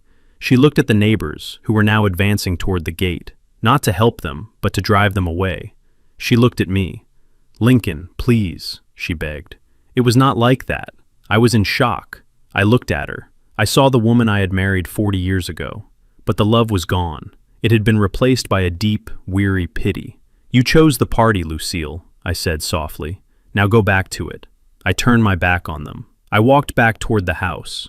Behind me, I heard Brent screaming threats. I heard Kendra crying. I heard the neighbors yelling at them to leave before they called the sheriff for trespassing. "Lincoln, come back," Lucille screamed. "You cannot do this. We are your family." I sat back down in my rocking chair. Sam handed me my iced tea. The ice had melted a little, but it still tasted sweet. "That is not family," Sam said, watching the dust settle as the taxi turned around and sped away. "That is just a bill you finally paid off." I nodded. I took a sip. The sun was setting, painting the sky in shades of purple and gold. It was the most beautiful sunset I had ever seen, because for the first time in my life, I was not watching it through the window of a house I paid for, but could not enjoy. I was watching it as a free man, and the silence that followed was not lonely. It was victorious. I thought I had seen the bottom of the barrel when my family left me to die in a hospital bed. I thought I had seen the worst of their greed when they tried to break into my home. But I was wrong. The bottom of the barrel was much deeper and much darker than I could have ever imagined. 2 days after the confrontation at the farm gate, a sheriff's deputy pulled up to my porch. He was a young man who looked uncomfortable doing his job. He handed me a thick envelope, manila. He did not look me in the eye when he told me I had been served. I opened the envelope right there on the porch. The first page was a petition filed in the Fulton County Superior Court. It was a petition for emergency conservatorship. The plaintiffs were Brent Vance and Kendra Vance. The defendant was Lincoln Vance. I read the words they had written about me. They did not just want my money anymore. They wanted my mind. They claimed that I was suffering from advanced cognitive decline. They claimed that my recent actions, specifically the closing of bank accounts and the eviction of family members, were clear evidence of a mental breakdown. They described me as paranoid, erratic, and dangerous to myself. They claimed that I had fallen under the undue influence of a predatory third party named Zhao, who was manipulating me to steal the family estate. It was a masterpiece of fiction. They took my strength and painted it as weakness. They took my justice and painted it as madness. They were asking the court to strip me of my rights. They wanted to take away my ability to sign checks. They wanted to take away my right to choose where I lived. They wanted to appoint Brent as my legal guardian. The man who could not manage his own hedge fund wanted to manage my life. I sat there for a long time, staring at the paper. A normal father might have been heartbroken. A normal father might have cried at the betrayal. But I did not cry. I felt a strange calm settle over me. It was the calm of a soldier who finally sees the enemy clearly on the battlefield. They had made a fatal error. They thought I was a senile old man who would crumble under the pressure of a lawsuit. They did not know that for 20 years, I had been preparing for this war even before I knew who the enemy would be. I drove to Zhao's office the next morning. It was located in a brick building downtown. It was not flashy. Zhao did not believe in glass walls and fancy espresso machines. He believed in oak desks and hard work. When I walked in, Zhao looked worried. He had a copy of the lawsuit on his desk. "Lincoln," he said, rubbing his temples, "this is serious. They have hired a lawyer named Marcus Thorne. He is cheap, but he is loud. He is going to turn this into a circus. He is going to drag your name through the mud. He is going to say you are incompetent. He is going to say I am a thief." I sat down in the leather chair opposite him. I did not look worried. I reached into my canvas bag and pulled out a book. It was not a digital tablet. It was not a laptop. It was a physical book bound in black leather. The spine was cracked from age. The corners were worn smooth. It smelled of old paper and history. I placed it on the desk with a heavy thud. Zhao looked at the book. "What is this?" he asked. "I call it the Ledger of Truth," I said. I opened the book. The pages were filled with my handwriting, rows and rows of entries dating back 2 decades. "You see, Zhao," I said, pointing to a line from 2005. "I knew my children were bad with money a long time ago, but I never scolded them. I never yelled. I just wrote it down." I turned the page. "Here's the entry from when Brent asked me for $50,000 to start a business in 2010. He told me it was a tech startup. I investigated. There was no startup. He used the money to pay off a gambling debt in Las Vegas. I never told him I knew. I just wrote it down." I turned another page. "Here is the entry from when Kendra totaled her car while driving under the influence. I paid the police to keep it off the record so she could finish college. I paid the damages. She told me it was an accident caused by rain. I knew she was lying. I wrote it down." I flipped through the pages. There were hundreds of entries. Loans that were never repaid. Lies that were told at Thanksgiving dinners. Items that went missing from my house. Every single act of betrayal was documented with dates, amounts, and evidence. "They say I am senile," I told Zhao. "They say I do not know what I am doing. This book proves that I have been the only one paying attention for 20 years. They think they are walking into a hearing to take advantage of a confused old man. They are walking into a trap." Zhao picked up the book. He read a few pages. A slow smile spread across his face. It was the smile of a shark who just smelled blood in the water. "This is admissible," he said.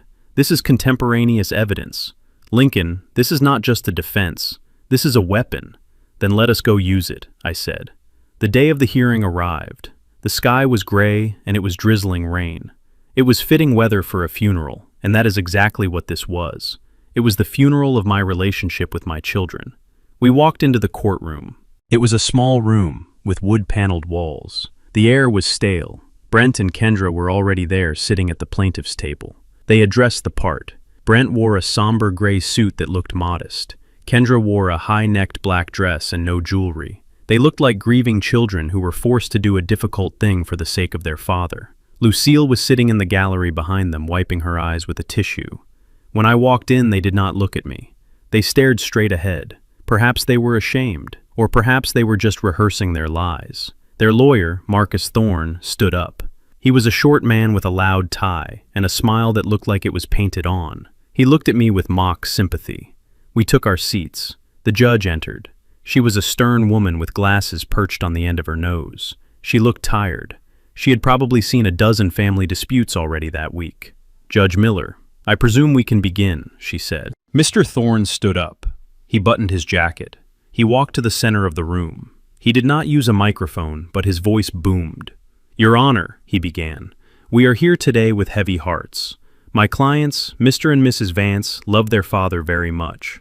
For decades, Lincoln Vance was a pillar of the community. He was a strong man, a generous man. But time comes for us all. He turned to point at me. In the last 6 months, Lincoln has changed. He has become paranoid. He has become hostile. He has cut off his family from their financial resources without warning. He has evicted his own daughter from her home. He has refused medical advice after a massive heart attack. These are not the actions of a rational man. These are the actions of a mind in decline. Thorne walked over to the witness stand where Brent was waiting to be called. We believe that Mr. Vance is suffering from dementia. We believe he is being manipulated by his attorney, Mr. Zhao, who has isolated him from his loved ones to gain control of the estate. We are asking the court to step in. We are asking the court to grant emergency conservatorship to Brent Vance so that he can protect his father's assets and ensure he gets the medical care he so desperately needs. Brent nodded solemnly. He looked at the judge with wide, innocent eyes. I sat there and listened. I did not fidget. I did not frown. I kept my face as blank as a stone. Inside, I was marveling at their audacity. They were using my own money to pay a lawyer to call me crazy. They were using my generosity as proof of my incompetence. The judge looked at me. Mr. Vance, do you have a response? Zhao stood up. He did not walk to the center of the room. He stood behind his table. He looked calm. He looked dangerous. Your Honor, Zhao said, we do not deny that Mr. Vance has cut off his family. We do not deny that he evicted them, but we reject the claim that these are the actions of a crazy man. We intend to prove that these are the actions of a man who finally woke up. Thorne scoffed. Woke up. He left them homeless. He is sitting on millions of dollars while his grandson is in jail. That is malice, Your Honor. Or it is madness. It is justice, Zhao said quietly. Thorne waved his hand dismissively. We have medical experts, Your Honor. We have testimony from the family. We have the timeline of his erratic behavior. The judge looked at the clock. Mr. Thorne, call your first witness. Thorne called Brent to the stand. Brent walked up, looking confident. He placed his hand on the Bible and swore to tell the truth. The irony was thick enough to choke on. Mr. Vance, Thorne asked, tell the court about the night of the party. Tell the court about your father's mental state. Brent took a deep breath. He looked at me for the first time. His eyes were cold. He was confused, Brent said. He showed up in an old suit thinking it was a funeral. He was breaking dishes in the kitchen. He was screaming at my wife.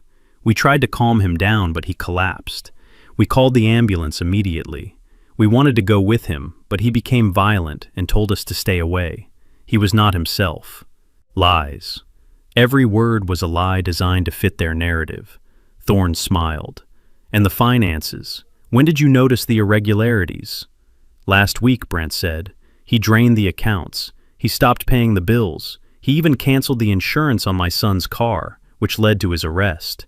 He is destroying everything he built because he is paranoid that we are stealing from him.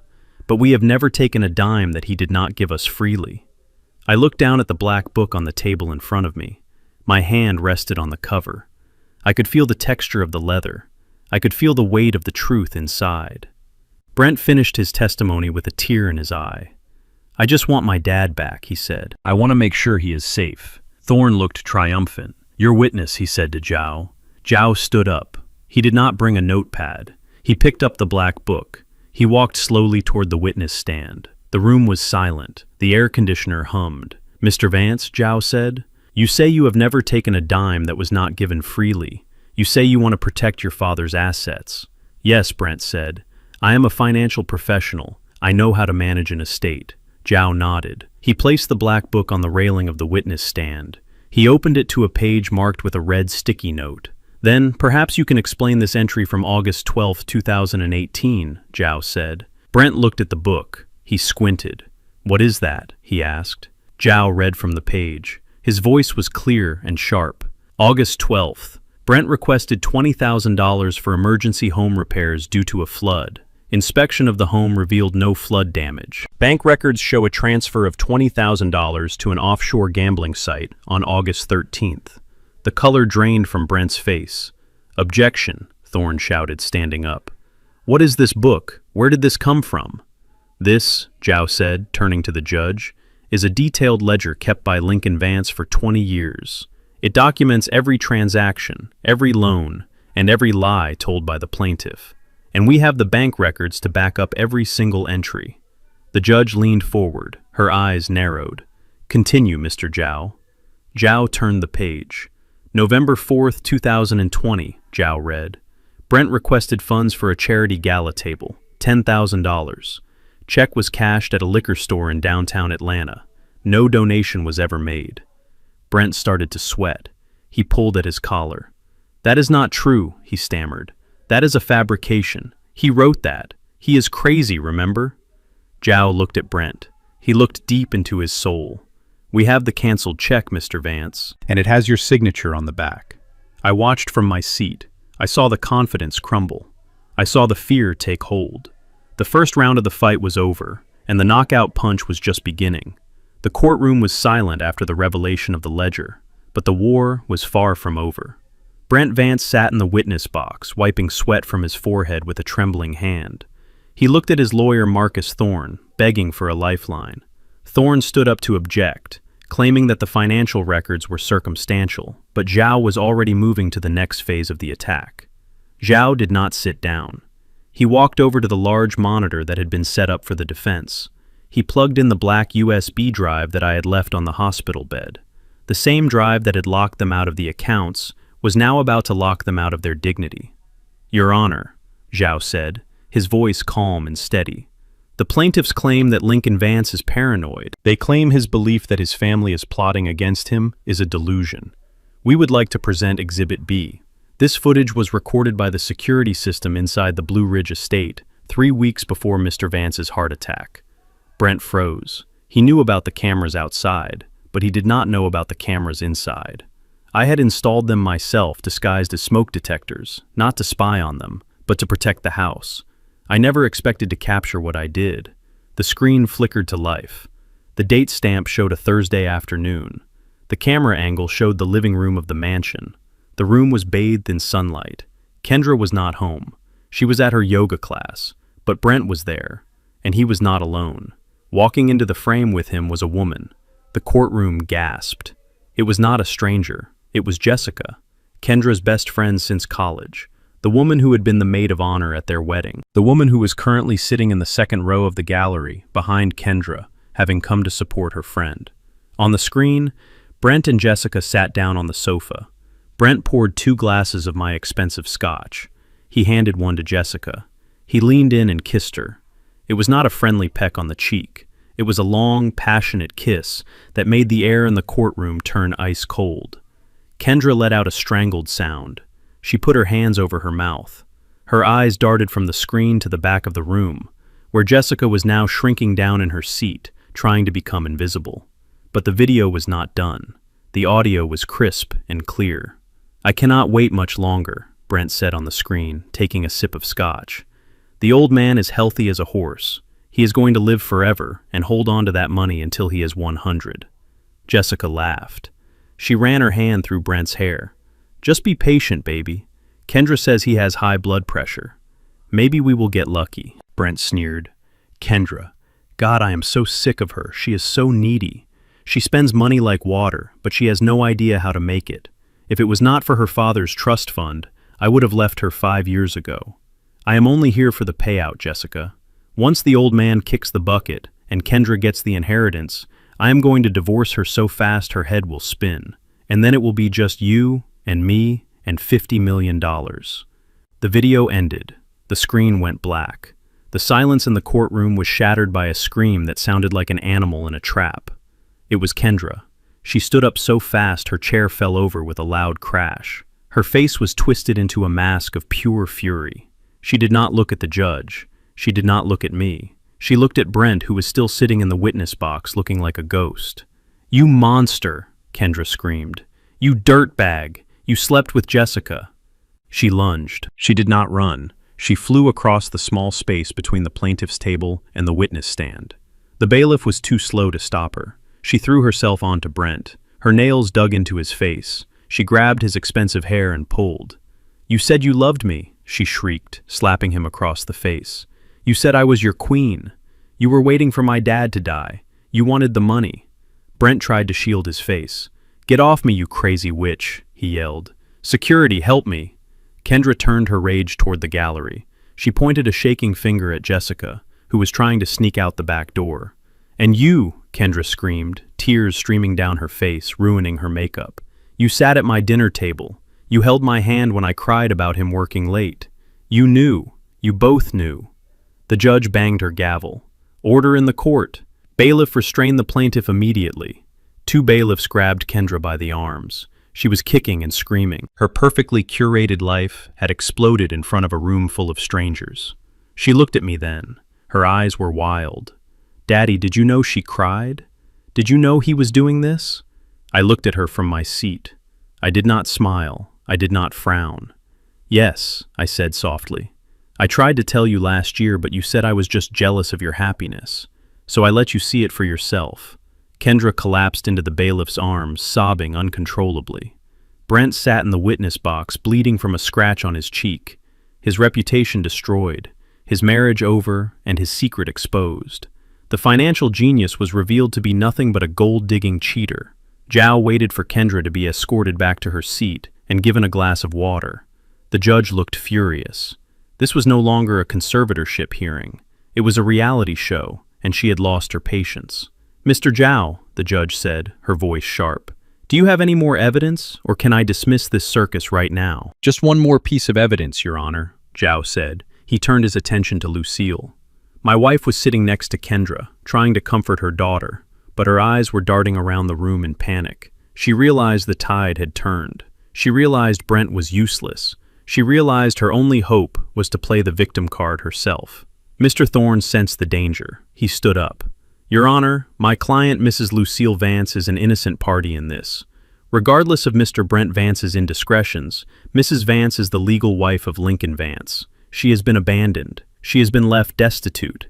Under state law, she is entitled to access to marital assets for her basic needs.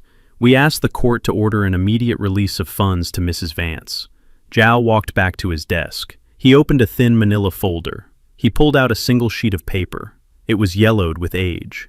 Your Honor, Zhao said, under normal circumstances, Mr. Thorne would be correct. However, Mrs. Vance seems to have forgotten a document she signed on May 5, 2015. Lucille froze. She looked at the paper in Zhao's hand. Her mouth went dry. 10 years ago, she had gotten into trouble with a loan shark over a gambling debt. She had come to me crying, begging for help. I paid the $40,000 debt, but I told her that was the last time. I told her I would not let her drag the family into poverty. I made her sign an agreement. Zhao handed the document to the bailiff, who handed it to the judge. This is a notarized post-nuptial agreement, Zhao announced. In exchange for Mr. Vance paying off her substantial gambling debts, Mrs. Lucille Vance agreed to a total separation of assets. Clause 4 states that in the event of a separation or dispute, Mrs. Vance waives all claims to the LJ Trust, the properties and the primary savings accounts. She agreed that she has no legal right to Mr. Vance's estate beyond what he voluntarily provides. Lucille stood up. Her legs were shaking. No, she whispered. That was just a formality. Lincoln told me it was just to scare off the loan sharks. He promised he would never use it. I looked at Lucille.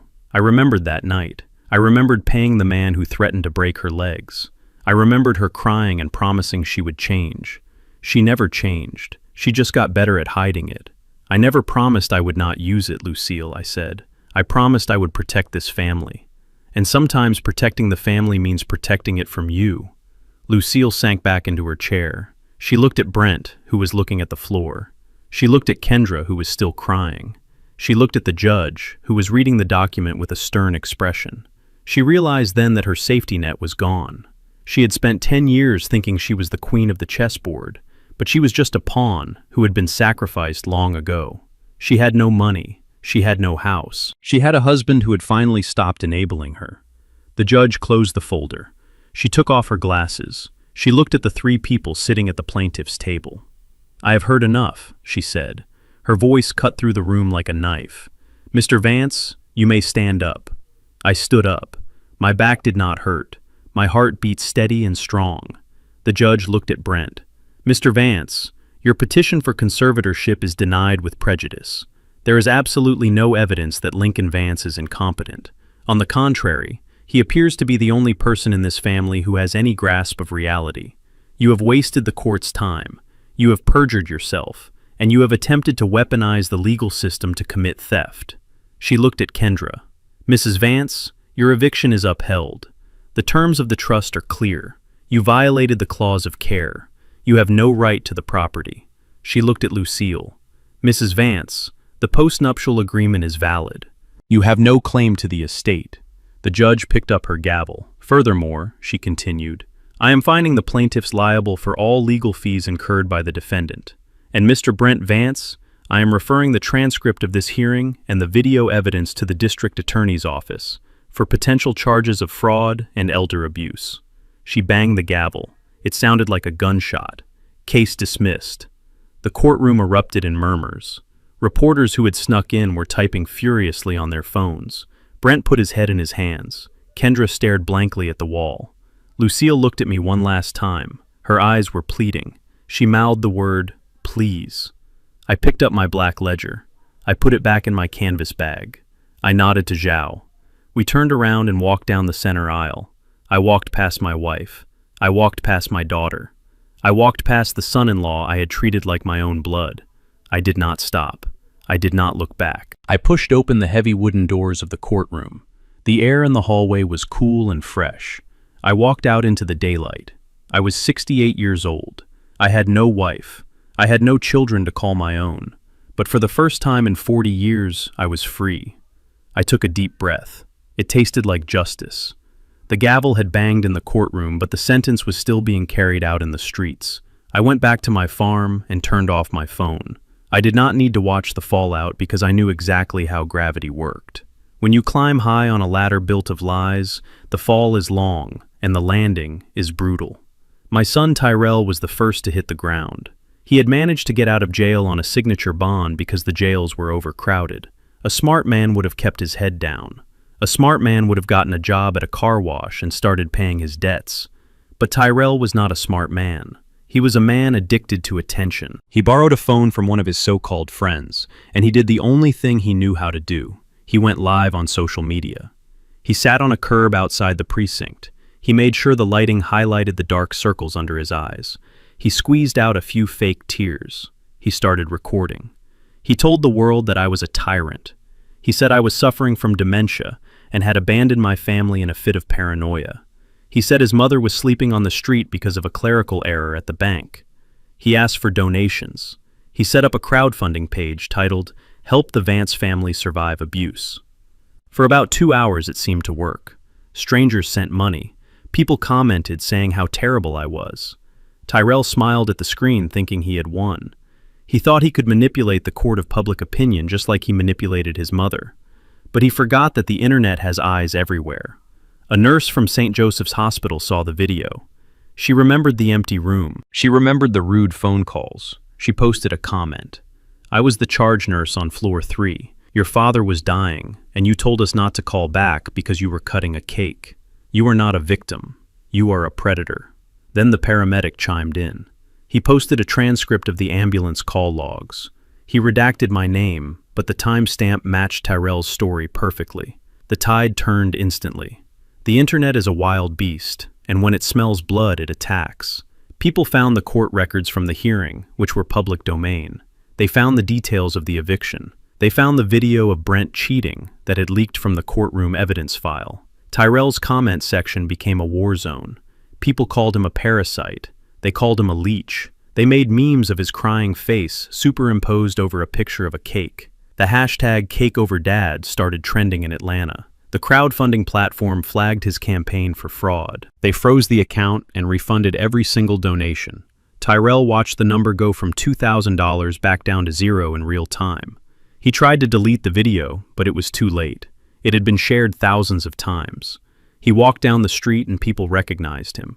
They did not ask for his autograph. They threw sodas at him from passing cars. A group of teenagers filmed him walking in his dirty clothes and laughed. He ran into an alley to hide. He was not just broke, he was a social pariah. He had tried to destroy my reputation, and instead, he had incinerated his own. While Tyrell was hiding in an alley, Brent was learning a hard lesson about the corporate world. He had been fired from his firm. He had been blacklisted by the regulatory agencies. But he still had to eat. He still had to pay for the motel room if he wanted a place to sleep. He put on his wrinkled suit. He walked into a high-end steakhouse downtown. It was a place where we used to have family dinners on my dime.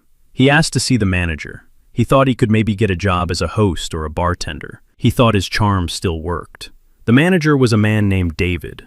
Brent had tipped him poorly for years. David looked at Brent. He looked at the stains on his shirt. He looked at the desperation in his eyes. "I am looking for a position," Brent said, trying to sound confident. "Management, consulting, even front of house. I have a lot of experience with high net worth clients." David picked up a newspaper from the hostess stand. He slapped it on the counter. On the front page was a sketch of Brent from the courtroom. The headline read, "The Son-in-Law Who Stole Christmas." "We do not hire thieves," David said loudly, "and we certainly do not hire men who cheat on their wives and abuse the elderly. Get out of my restaurant before I call the health inspector to report a piece of garbage in the lobby." Brent turned around. The diners were staring at him. He saw a former colleague from another firm sitting at table 4. The man quickly held up a menu to hide his face. Brent walked out into the heat. He went to a diner next, then a fast food joint, then a car wash. Nobody would hire him. His face was too famous, and his reputation was too toxic. Finally, he went to the back door of a Greasy Spoon diner. He asked to wash dishes for cash. The cook looked at him. He spat on the ground. "I saw what you did to that old man," the cook said. "My dad raised me on a construction site just like yours. If you were my son, I would have beaten you. I would not let you touch my dishes with your dirty hands. Move along." Brent sat on the curb. His stomach rumbled. He realized that money bought forgiveness, but he had no money. And without money, he was just a bad man in a bad suit with nowhere to go. Kendra fared no better. She tried to go to her yoga studio. She needed to center herself. She needed to pretend everything was normal. She walked in with her mat under her arm. The receptionist blocked her path. Kendra stopped. "What are you doing? I have a lifetime membership. Your father paid for that membership," the receptionist said, "and he canceled it yesterday. And frankly, Kendra, after what you did to him, we do not want you here. This is a place of peace. You bring chaos." Kendra turned to leave. She saw her group of friends sitting in the smoothie bar across the street.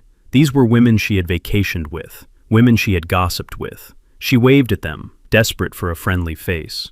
They looked at her. Then they looked at each other.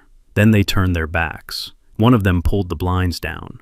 Kendra stood on the sidewalk alone. She took out her phone to text them. She saw that she had been removed from the group chat. She had been blocked on social media. She was not just evicted from her house. She was evicted from her life. She realized that her friends did not love her. They loved her father's credit card. And now that the card was gone, she was invisible. The most tragic figure in this play was Lucille, my wife, the woman who had slept beside me for 40 years. She was sitting in the motel room when the manager banged on the door. "Checkout time was 11, he shouted through the wood.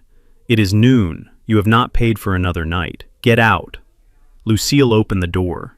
Her eyes were red from crying. "Please," she begged. "My son is bringing money. He just needs a little more time." The manager looked past her into the messy room. He shook his head. "I saw your son on the news, lady. He is broke, and so are you. You have 5 minutes to clear out, or I am throwing your stuff on the sidewalk." Lucille packed her bag. It was a trash bag because the movers had taken her suitcases. She put in her few remaining clothes. She walked out of the room. She walked past the ice machine where she used to fill her bucket with champagne. She walked out into the parking lot. She began to walk. She did not know where she was going. Her feet hurt in her sandals. The sun beat down on her neck. She walked past a park. She saw an old couple sitting on a bench feeding birds. The man was peeling an orange for the woman. They looked poor, but they looked happy. Lucille stopped. She leaned against a fence. A memory hit her so hard it almost knocked her over. She remembered our first anniversary. We were broke. We lived in a one-bedroom apartment. I could not afford a gift, so I built her a jewelry box out of scrap wood. I polished it until it shone. She had cried when I gave it to her. She said it was the most beautiful thing she had ever seen. Where was that box now? She had thrown it away years ago when I bought her a gold one. She had thrown away the wood to make room for the gold. And now she had neither. She kept walking. She walked until she reached the downtown area. She passed a furniture store window. Inside, she saw a living room set that looked like the one in our mansion. She saw the plush velvet sofa. She saw the fake fireplace. She pressed her hand against the glass. She could almost feel the warmth. She remembered the nights I would rub her feet after a long day. She remembered how I would make her tea when she had a headache. She realized with a terrifying clarity that the warmth in that big house did not come from the furnace. It came from me. I was the fire in the hearth. I was the walls that kept the wind out. And she had spent 40 years trying to put out the fire. Now she had succeeded. She sat down on a bus stop bench. She pulled her knees to her chest. A cold wind blew through the city streets. It cut through her thin dress. She shivered. She closed her eyes and tried to imagine my arms around her. But all she felt was the hard metal of the bench and the bitter chill of absolute solitude. She was the queen of nothing, and her castle was made of air. It was a Tuesday night when the storm finally broke over Georgia. The sky turned a bruised purple, and the rain came down in sheets that rattled the tin roof of my farmhouse like 1,000 drumsticks. It was the kind of rain that cleans the earth, the kind of rain that forces you inside to seek warmth. I was sitting by the fire, reading a book on carpentry, when the motion sensor on the front gate triggered the floodlights. I walked to the window. Through the blur of the downpour, I saw a figure standing at the iron gate. It was a woman. She was not wearing a raincoat. She was wearing a thin cardigan that was soaked through in seconds. Her hair, which used to be sprayed into a helmet of perfection, was plastered to her skull. She was shaking so hard I could see it from 50 yards away. It was Lucille. She did not scream. She did not shake the bars this time. She simply fell to her knees in the mud. The expensive Italian leather sandals she refused to part with sank deep into the red clay. She gripped the cold metal bars and pressed her forehead against them. I watched her for a long time. I watched her mouth move. I could not hear her over the thunder, but I knew what she was saying. I knew the script by heart, because I had heard it for 40 years. "Lincoln, please." I saw her look up at the house. She saw my silhouette in the window. She raised her hands in a gesture of surrender. "Lincoln, I am sorry," she screamed. Her voice was faint against the wind, but it carried the desperate pitch of a drowning woman. "I was wrong, Lincoln. I was so foolish. I got caught up in the money. I got caught up in the image. But I love you.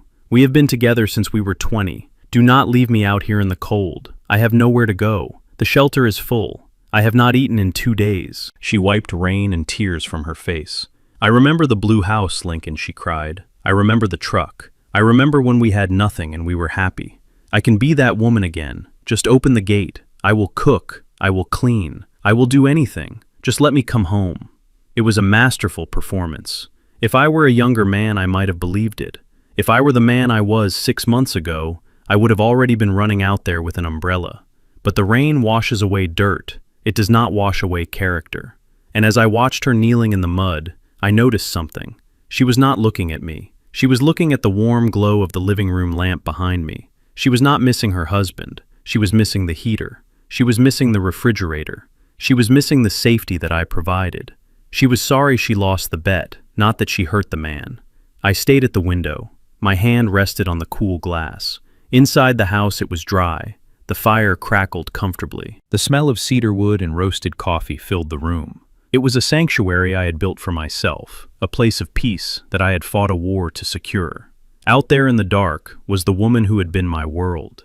My heart gave a painful throb. It was a phantom ache, a muscle memory of love. Part of me wanted to press the button. Part of me wanted to bring her in and dry her off and pretend that none of this had happened. It is a terrible thing to watch the person you spent your life with reduced to a beggar at your gate. It goes against every instinct of a protector. It goes against the vows we took. But then I closed my eyes, and another image flashed in my mind. I saw the white ceiling of the ambulance. I felt the crushing weight on my chest. I tasted the plastic of the oxygen mask. I heard the paramedic pleading with her on the phone, and I heard her voice. Not the desperate voice calling from the rain, but the cold, annoyed voice from the party. "We are cutting the cake." That sentence was the lock on the gate. If the roles were reversed, would she be standing at the window? If I had gambled away our fortune and left her destitute, would she open the door? The answer was a cold, hard no. She would have left me in the rain without a second thought, because to Lucille, people were only valuable as long as they were useful. I was no longer useful. I was just the gatekeeper to the comfort she felt entitled to. Reason is a cold companion, but it is a faithful one. I realized that opening that gate would not be an act of mercy. It would be an act of suicide. If I let her in, I would not be saving her. I would be enabling the very poison that destroyed our family. She needed to feel the rain. She needed to know that actions have consequences that cannot be fixed with a tearful apology. I turned away from the window. I walked to the hallway table. Sitting there was a manila envelope I had prepared days ago, knowing this moment would come. I picked it up. It felt light, but it carried the weight of a final judgment. I called for Sam. He was staying in the guest cottage, helping me with the security. He came in wearing his raincoat, holding a flashlight. "Is it time?" Sam asked, looking at the envelope. "It is time," I said. "Do you want to talk to her?" Sam asked. "No," I said. "If I talk to her, I might falter, and I cannot afford to falter." Sam took the envelope. He understood. He did not judge me. He had seen the scars on my soul. He nodded and stepped out into the storm. I went back to the window, but I stood back in the shadows so she could not see me. I watched Sam walk down the driveway. His flashlight cut a beam through the darkness. Lucille saw him coming. She stood up. Hope flooded her face. She smoothed her wet hair. She thought Sam was coming to unlock the gate. She thought she had won again. She thought that a few tears were all it took to manipulate Lincoln Vance. Sam stopped at the gate. He did not unlock it. He reached through the bars. Lucille's face fell. She looked at Sam's hands. There was no key. There was only the envelope.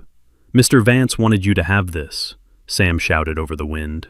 Lucille took the envelope with trembling hands. She tore it open, desperate to see a check. She wanted to see a routing number. She wanted to see a key to a condo. She pulled out the contents. It was a single Greyhound bus ticket, one way, destination Tallahassee, Florida. And stapled to the ticket was a brochure. The cover read, "Sunshine State Homeless Coalition, Rehabilitation and Job Placement Center." Lucille stared at the ticket. She looked up at Sam. Her eyes were wide with disbelief. "What is this?" she screamed. "A bus ticket. He is sending me away on a bus." There was a note inside, too. I had written it that morning. Sam shone his flashlight on the paper so she could read it. Lucille held the note up to the light. The ink was starting to run from the rain, but the message was clear. "You wanted independence, Lucille. Here it is. Florida has a lower cost of living and plenty of entry-level jobs in the hospitality industry. You are 66 years old, but you are healthy. You have 2 hands. Use them. Do not come back to Atlanta. There is nothing for you here but memories you failed to honor. Stand on your own. It is the only gift I have left to give you." Lucille crushed the note in her hand. She screamed a sound of pure, primal rage. It was not the cry of a heartbroken wife. It was the shriek of a parasite that had been ripped from its host. "I am his wife," she yelled at Sam. "He cannot do this to me." "He just did," Sam said calmly. "The bus leaves at 6 in the morning from the downtown depot. I suggest you start walking. It is a long way." Sam turned around and walked back toward the house. Lucille stood there, gripping the cold iron bars. She looked at the house one last time. She looked at the warm window. She realized that the glass was unbreakable, the lock was unpickable, and the man inside was no longer the Lincoln she could control. She looked at the bus ticket. It was humiliating. It was harsh, but it was also a lifeline. It was the only option she had left. Slowly defeated, she turned away from the gate. She clutched the envelope to her chest to keep it dry. She began to trudge back down the muddy driveway toward the dark road. Her shoulders were slumped. Her expensive sandals were ruined. I watched her go until the darkness swallowed her up. I did not feel happy. I did not feel triumphant. I felt a deep, profound sadness. But beneath the sadness was peace. The storm outside was raging, but the storm inside my house was finally over. I walked over to the fireplace and threw another log on the flames. The sparks flew up the chimney, joining the wind outside. I was alone, but I was warm. And for tonight, that was enough. The smell of fresh cedar sawdust is the best perfume in the world. It smells better than the imported cologne Brent used to bathe in. It smells better than the stale air of the courtroom. It smells like honest work. I stood in the middle of the large workshop I had built on the edge of my property. Sunlight streamed through the skylights, illuminating dust motes dancing in the air. Around me were 20 young men. They were not my biological children. They were boys from the inner city, boys who had dropped out of school, boys who had records, boys who reminded me of myself before I found construction. "Mr. Lincoln," a voice called out. "I think I messed up the dovetail joint." I walked over to the workbench. It was Marcus. He was 19 years old and had spent 2 years in juvenile detention for theft. He looked at me with fear in his eyes, expecting me to yell, expecting me to tell him he was useless. I picked up the piece of wood. I ran my thumb over the rough edge. "You did not mess it up, Marcus," I said. "You just rushed it. You were thinking about the finish line instead of the journey. Patience is a tool, just like the chisel. If you force the wood, it cracks. If you guide it, it bends." I took the chisel and showed him the angle. He watched me with an intensity that Tyrell never had. Tyrell would have hired someone to cut the wood for him. Marcus wanted to learn how to cut it himself. That was the difference between entitlement and character. I stepped back and watched the workshop hum with activity. This was the Lincoln Vance Foundation. 1 year ago, I had walked out of that courtroom a free man. The first thing I did was liquidate the LJ Trust. I sold the office buildings. I sold the commercial strips. I sold the stocks. I gathered a fortune that had taken me 40 years to build, and then I gave 80% of it away. I funded this workshop. I funded scholarships for trade schools. I funded a legal defense fund for the elderly. I kept enough to live comfortably on my farm, to buy groceries, and to keep my truck running. But the millions that had poisoned my family were gone. I had drained the swamp so the mosquitoes could not breed. A reporter from the Atlanta Journal came to interview me last month. She asked me if I regretted giving away my empire. She asked if I missed the power. I told her the truth. I told her that power is not having a big bank account. Power is waking up in the morning and knowing that nobody wants you dead for your money. Power is eating a sandwich in peace. Power is looking in the mirror and liking the man you see. The workshop whistle blew at 5 o'clock. The boys cleaned up their stations. They shook my hand as they left. They called me Mr. Lincoln with genuine respect. Not because they wanted a payout, but because I gave them a future. I locked up the shop and walked back to the main house. The Georgia evening was cool. The crickets were starting their nightly song. My knees ached a little, but it was a good ache. It was the ache of a day well spent. I walked into the kitchen. On the oak table sat a small pile of mail. I did not get many bills anymore because my life was simple, but there were 2 envelopes that stood out. One was a plain white envelope with a stamp from the Georgia Department of Corrections. The return address was a cell block number. The handwriting was jagged and angry. It was from Tyrell. The other envelope was pink. It smelled faintly of lavender. The handwriting was cursive and looped. It was from Kendra. The return address was a small apartment complex on the south side of the city, a place known for cheap rent and thin walls. I picked up Tyrell's letter. I could feel the thickness of the paper. It was probably 5 pages long. I knew what it would say without opening it. He would say he found God. He would say he was sorry. He would say he needed money for the commissary because the other inmates were bullying him. He would say he was innocent. He would blame the judge. He would blame the lawyer. He would blame me. I put it down. I picked up Kendra's letter. I held it up to the light. I could see a photograph inside. It was probably a picture of her looking sad and thin. She would tell me that her friends had abandoned her. She would tell me that working at a diner was hard on her feet. She would ask for a small loan just to get back on her feet. She would promise to pay me back. I walked over to the stone fireplace in the living room. A fire was already crackling in the grate, casting a warm orange glow on the rug. For a moment I hesitated. These were my children. The blood in their veins was half mine. Society tells us that a father's love should be unconditional. Society tells us that we should always forgive. But society does not live in my house. Society did not lie on that hospital gurney while my heart stopped. I realized that reading these letters would not help them. It would only feed the cycle. If I read them, I might feel guilty. If I felt guilty, I might send money. If I sent money, they would never learn to survive. They would never become like Marcus in the workshop, learning to cut the wood themselves. I tossed Tyrell's letter into the fire. It landed on a burning log. The corner caught fire instantly. The paper curled and blackened. The words of a thief turned into smoke and rose up the chimney. I tossed Kendra's letter in next. The pink envelope flared up bright and hot. The lavender scent was replaced by the smell of burning paper. I watched the photograph inside disintegrate. I watched the excuses turn to ash. I did not feel sad. I felt clean. I had not abandoned them. I had released them. I had given them the dignity of consequences. A knock came at the door. I turned away from the fire. "Come in," I called out. The door opened and Zhao walked in. He was carrying a bottle of aged bourbon and 2 heavy crystal glasses. He looked older than he did a year ago, but his smile was just as sharp. "I saw smoke coming from the chimney," Zhao said, closing the door against the night air. "I thought you might be celebrating."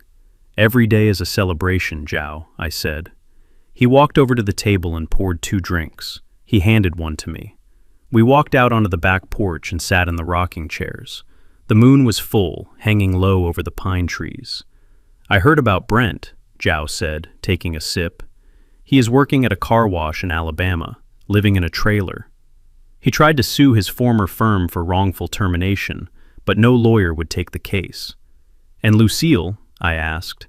I did not look at him. I looked at the moon. "She is in Florida," Zhao said. "She is working as a greeter at a large retail store. She shares a small apartment with 2 other women. She is surviving." "Lincoln, she is actually working." I nodded. It was good. She was finally earning her bread. She was finally living a real life. Zhao looked at me. "Do you ever miss it, Lincoln? The parties, the mansion, the feeling of being the king of the clan." I took a long, slow sip of the bourbon. It burned pleasantly on its way down. I looked out at the dark woods. I thought about the emptiness of the big house. I thought about the silence of the hospital room.